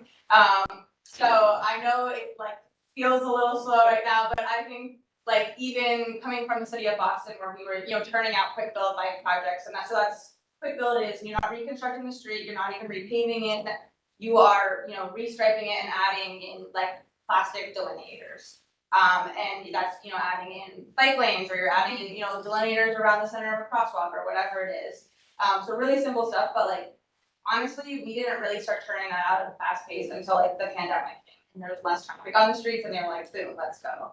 So like, sometimes it feels like other cities are like centuries ahead of us, but like Boston just started turning out speed humps at this rate this year as well. So I feel really good about where we're at and I feel really excited about where we're going. Charlie, we were able to convince ODOT that there was more to paving streets than just sidewalks and curbs, and cart paths. We can convince folks here, right? I mean, It's a big culture shift, and I think there's going to be, any culture shift, there's gonna be the pushback, and our staff team is prepared for it, they've personally taken a lot of heat too. But I think that, we have to start changing the culture, and appreciate your energy, we need more of that energy, we need all more of your energy kind of to encourage that. I'm impressed you remember the license. Oh, JTB 1229. If there was like a public record where I could like look at her, I could go and knock on her door. Like it was ludicrous, like turned into a bike ride and then like basically menacing a child. It was absolutely bonkers. One final thing I'd like to add before we close this out is you'll notice Sarah started the presentation with the values, the goals and the reasons that we're doing this: safer, more comfortable, more convenient. And all of the sort of detailed negotiations that you're referring to, Councilman Slight, ultimately need to connect back very directly to those values and the decisions that we're making. We as staff have made a very concerted effort to lead with the values that we're trying to achieve with our projects and our initiatives in all public facing conversations, the community engagement we're doing, and also our internal conversations. So we're really very clear about how the specific detailed decisions that we're making as we get into the super transactional parts of these projects are actually bearing out the values that we say that we care about. So I think that's a key tool to the culture shift part is connecting the transactional sort of churn of the machine, the sausage making, to the values that we care about and that we're. And I know Callie just said that was one last thing, but I have one other last thing. So I, like, to the point of things changing a lot in the last 10 years, we're also seeing a lot of like pretty dramatic change at like the federal level especially. So I'm sure you've heard of the bipartisan infrastructure law, and that has given us access to funding in different ways for these types of projects. And so like the Safe Streets Approach for All program, like that's part of that package. But also, this is like a little technical, but I'm gonna bring it out here. So the Manual on Uniform Traffic Control Design, or the METCD, is one thing that's commonly cited as like a constraint, and one reason that like street painting was previously so difficult for many cities across the country to implement. And so there's also now a more like regular update schedule for that. The update came out last year, and before that, the last update I want to say was 2009 or 2011. And in that time, so much happened with like how we can make it safer for people walking, how like shifting really from how can we get cars everywhere they need to go as quickly as possible to how can we make sure everyone gets where they need to be alive. And so that that happening at all levels, at the state, at the federal level, is also like a really important piece of us moving this work forward and making it easier for this work to happen. That's all. Thank you. Thank you guys. So, we don't need to do anything. Thank you. Well, we'll see a lot of you. Hopefully. Yes. I take that. Thank you. Thank you so much. I mean, Sorry. good. So we do have one, director's report at the quick. Yeah, we have a discussion. So if you could go to the next slide, if you could save there.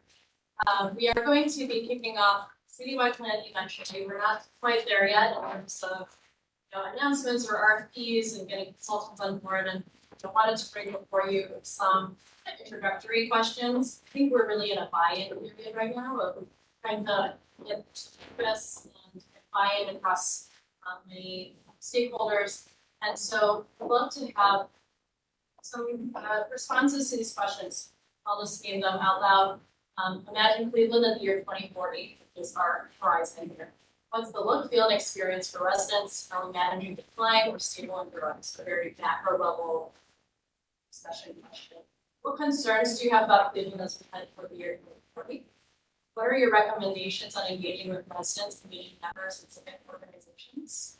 How should the public utilize the citywide plan? What's the most substantial on that? And then other reflections on the plan as a visioning exercise. And I suppose, where I'm coming from this is, I believe the citywide plan is an opportunity to really mobilize our city towards the vision. I think a lot of our growth recently, first of all, we're past 2020. We're post foreclosure crisis, 2007, was when the last plan was adopted. And, there's been a lot of emergent development and growth that people are starting to move back to cities. We're seeing a shift in generation in our cities, and really kind of need to convene around the vision. And I do believe that this is a way to democratize planning for our cities. Using tools beyond fiction, a living room table book. So thinking along the lines of the TikTok conversation, like how do we begin to engage and educate and really kind of build more momentum. So that's kind of where I'm coming from, the department's coming from. Would be curious for your reactions to some of these I do have one big observation. It has to do with, hopefully, just like we have public art, this is how much you have to spend towards public art, whatever that percentage is. We should make sure that something similar to engaging youth. And I thought we would have gotten past that, but I was at a function at PNC, PNC, they right on 83rd. Oh, Fairfax Connection. Connection, thank you. And I'm looking out, I was literally the youngest person there, and I ain't young. And it was a shame because they were talking about, Jill had put together like the history, and oral sort of interviews with folks. I was fortunate to be one of them. We wanted to attend, there's someone young there. We're talking about history, we try to preserve, and teach, and sort of move forward. The biggest complaint was, our kids are leaving, you know, we want them to have a legacy, and we're not doing anything about it. And oftentimes, when you talk to someone who's younger, they feel they don't have a voice.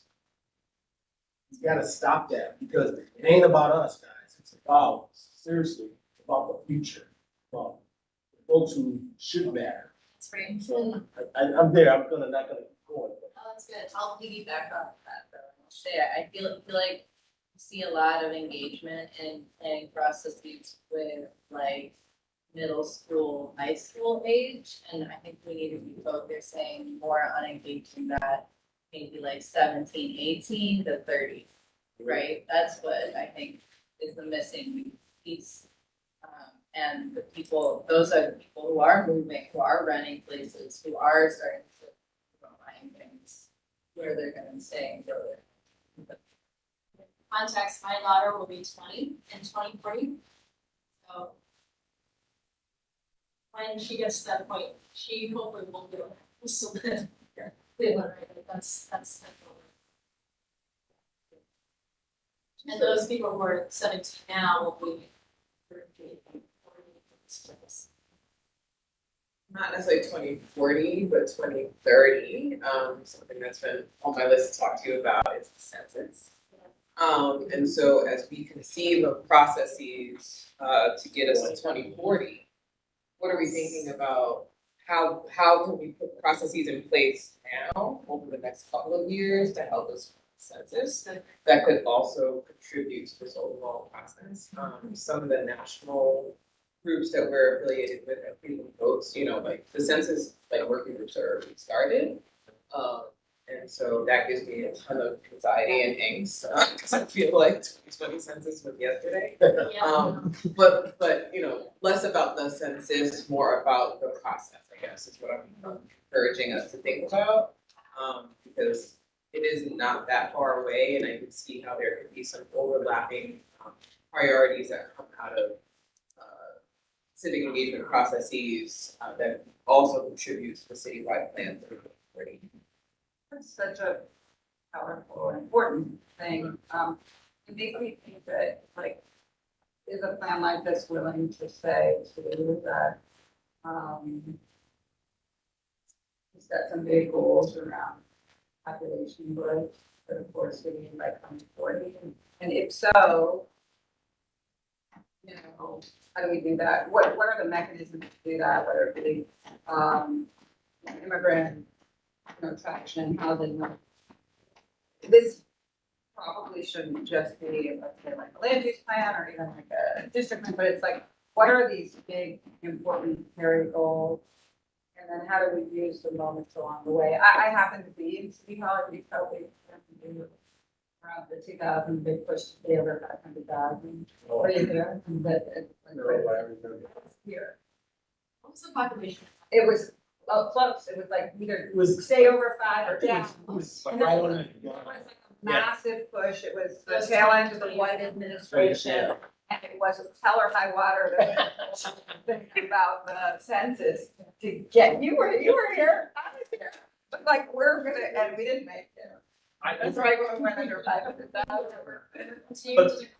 That was exactly what I was gonna say. I think it's important that the primary constituency is residents, but I think that like even people in the suburbs in the region that are kind of a captive audience, that we like, I think we should understand, I always wish there was like an exit interview, like why'd you leave Cleveland, and we could kind of build some of our strategies off of maybe why we're losing people. And then, I will just say with like the immigrant side, I was shocked when I started at Cleveland State in 2011 at the number of international students. I just never thought of Cleveland State as a destination for international students. But the region, especially like, because I've been in India, there's so many Indian students, but you don't see that reflected back in our population, like we're failing at this ability just to, retain what should kind of arguably be a captive audience. So I love that we're planning for growth, but like, how are we actually going to achieve it? And, I don't think we've had as much conversations there as I wanted, even on some city policy about, you know, like, we're gonna build affordable housing up to like 80% AMI, like there's not a lot of statistics in my end of like, what is the population of that target audience and where are they coming from? And are we actually just moving pieces on the chessboard, or like, it's like, there's a lot of good intent behind all of this, but there's this macro conversation that I'd love to have a little more. Charlie, I can answer the question. One of the reasons why I left the city of Cleveland was because of the school system. And they had young children, and they had to figure out, you know, do we stay here for the schools or do we move to another location? But also, during the White administration, we built several homes during that time. And I think what it was is we had at the time financial structure and the foreclosure, we lost a lot of people there. So, And I worry that was now just like the schools are in a better spot, I think, and all these things, but like we're losing people to like vibes. You know, they're like, they've been convinced that the tract home in the adjacent county is invaded, you know, in the same way that there's people who don't want to take public transportation because they think that like, if you don't have to take public transportation, why would you take transportation? So like it's how do we kind of cut against perception that is arguably harder than fixing the root of the problem, so. Schools have improved great. Kudos to CMS.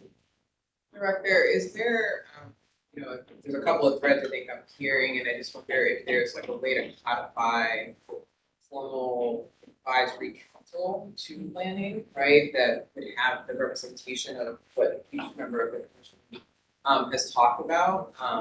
Because I do think, you know, I'm just thinking of like a little bit of an experiment we did.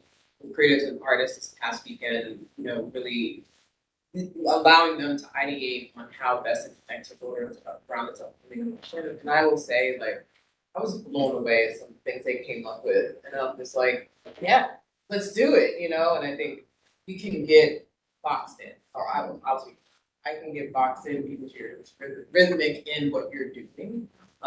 And so just creating that space, it doesn't have to be something that meets every week, you know, but I think we're not gonna get there if we don't have those voices leading, not just contributing to what the answers are that we're seeing. Because there's probably 10 other questions that we may not be thinking about that could give us that, you know, totality of what we're looking for. Any other comments about any of these questions? I want to respond to the chair really quick. I do want this. I think that it should be as to and metrics and also policy measures, because I personally don't think we can. I don't think we can manage decline further. Yeah, I agree. Because you're continuing to head towards zero. And I don't want to be dramatic, but I think like it is not fair to me that 37% of the population that's left here has to bear the burden of the city that is this big. And we have to, you know, with the infrastructure to get sort of quality life. So I personally feel that we need to changing the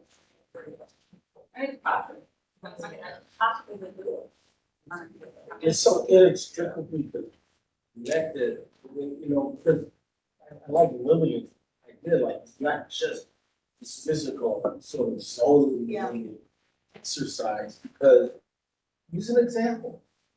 My son went to university, and he brought folks from, there's some one day they jumped in his car and they had no idea. They literally thought the Cleveland Clinic was a building. These young white boys, right? And they had no concept of what, this city is about. Because what happens from a generational standpoint, parents they may drive here, work, they don't bring their families. So, as we start talking about this, I mean, we always talk about branding the city, but are we doing a good job, and it touches on your point, with sort of the geography, the adjacent communities, right? And suburbs. I mean, I don't know. Are we speaking to tourism more than we are to our own people? I can't remember the name of the film, but it's Ventures. Center for America. Center for America. This was a couple of years, it was definitely before the pandemic, and it was one of these, bus tours. I was one of the facilitators. I think Mr. Vance was on the bus as well. And we were on Kinsman, and more than 75% of the people on the bus said they took that route from wherever they were residing to downtown every day, and they had never noticed the 20 million things we had pointed out to them, from, around like this, Burville Cars, area, at the time the cafe was open there, anyway, CMHA, all the things that are on there, they're like, wow, and like, I go down this every day, and like, I just never noticed, right? And so even thinking about those that are being transported in, for different programs and fellowships and things of that nature, I think their voices are equally, but I agree with August, and I think as a transplant, I do have my different opinions. I think sometimes natives can give less love than sometimes even transplants, who can just have a different perspective, and the same would probably be said for people walking into the town that I grew up in Long Island, right? But I do think that sometimes the harshness that I have observed in my time in Cleveland of perception, or just how folks feel, and it's not to be naive or dismissive of those feelings and those experiences, but I think digging a little bit deeper to understand how do we sort of regurgitate sort of excitement and energy and pride that has to come from within, for people to actually have the foreseeable thoughts to see where they are, not just what the current conditions are.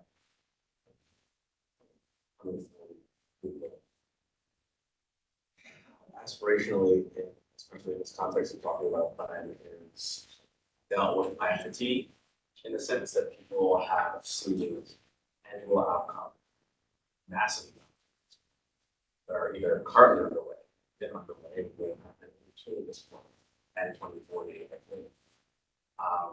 A lot of that frustration that I experience with residents is simply because we talk a lot of things about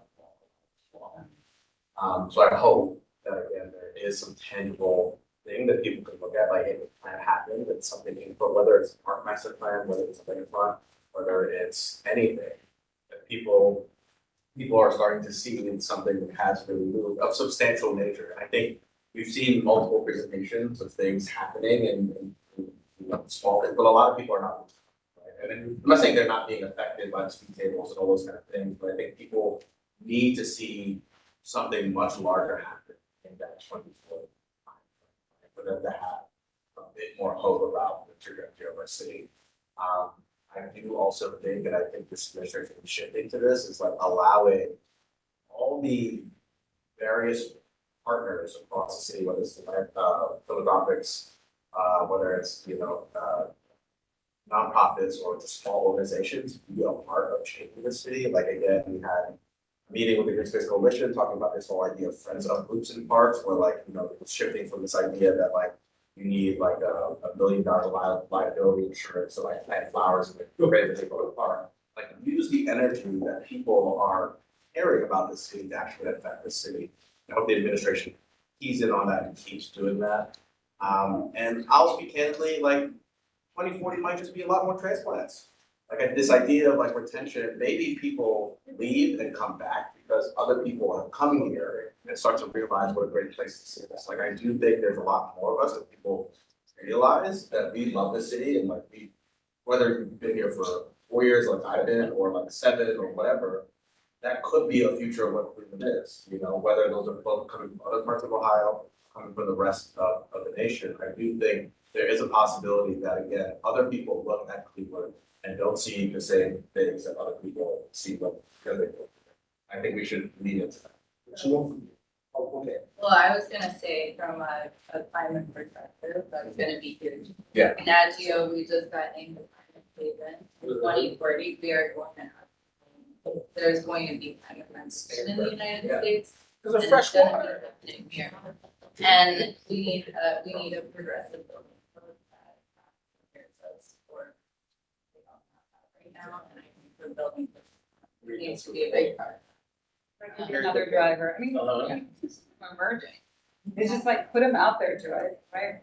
Grow population, climate forward, both policy design and actually probably incentives.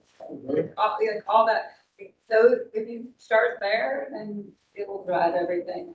There's probably 3 or 4 more, but it would be very exciting to do a plan that way. I don't think we've done one that way. It really hasn't.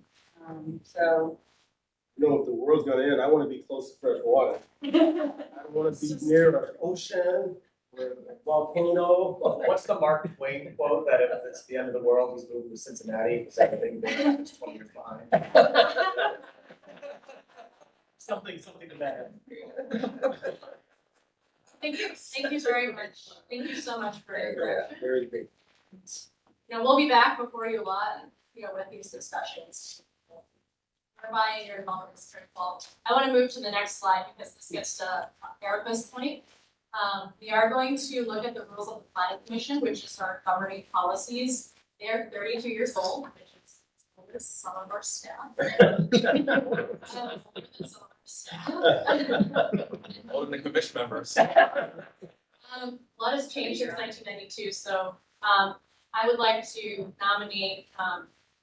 So let me say this: the rules of the planning commission currently allow us to create ad hoc subcommittees, and there are other subcommittees that can be created. To Erica's point, we need to look over our rules to see what's still relevant. Is an advocacy or advisory council, as you suggested, and codify the rules. So with that, I have spoken with Commission Member Anthony, and I'd like to nominate her to be the subcommittee chair for the rules of the planning commission subcommittee.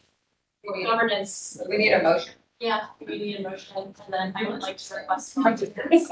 We need to stay below quorum, below 4.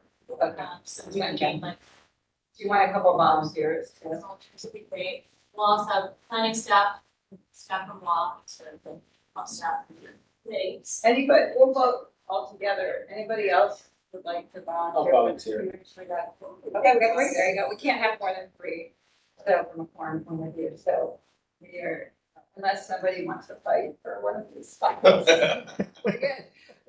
So we'll need a motion for the 3 commission members to participate in the subcommittee and for Erica to serve as the chair. I will move for ad hoc subcommittee to be created to look at the rules of the planning commission chaired by Commissioner Anthony.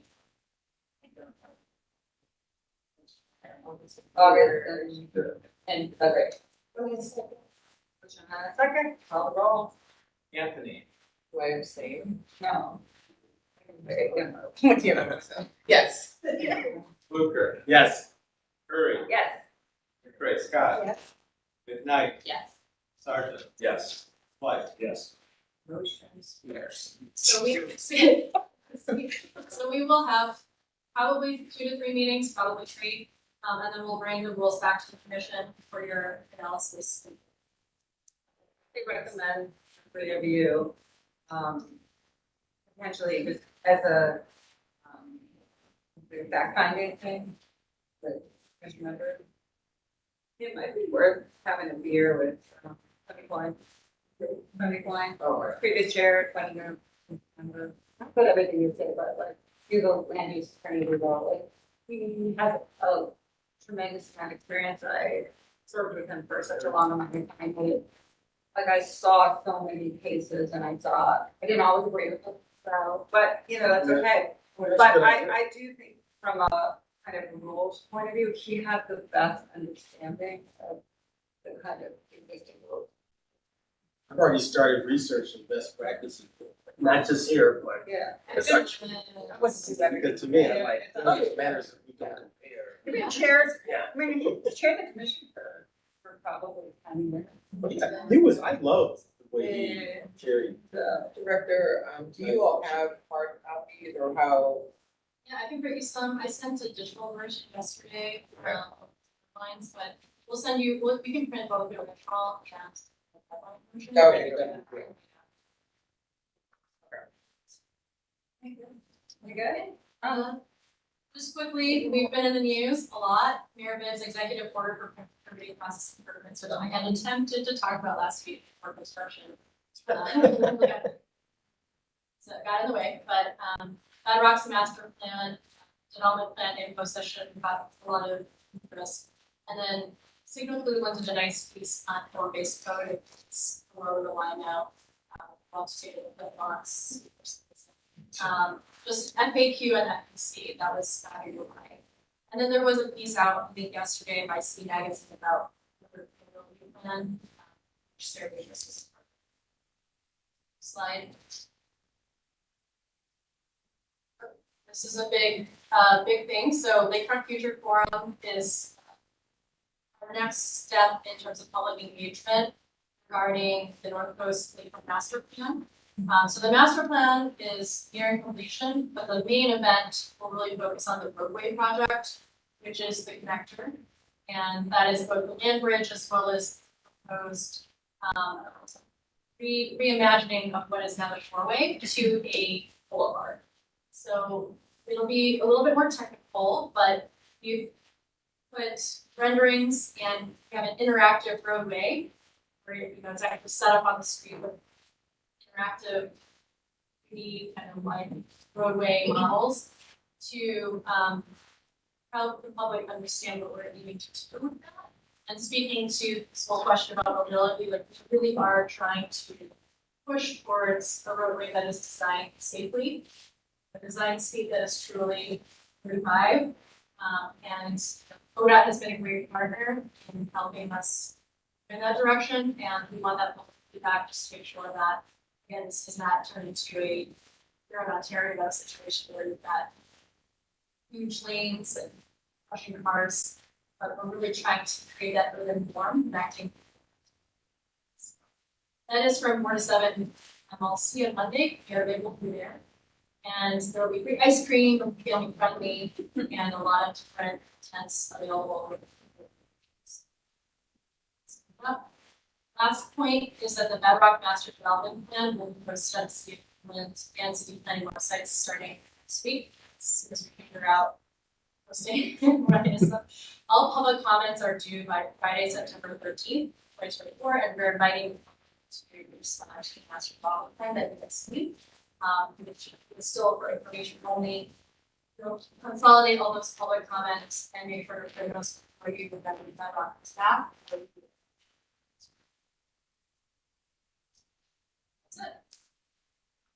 Thank you. Thanks everybody. And we do have a scheduled lunch. I know several people can't make it, but for those of you who can,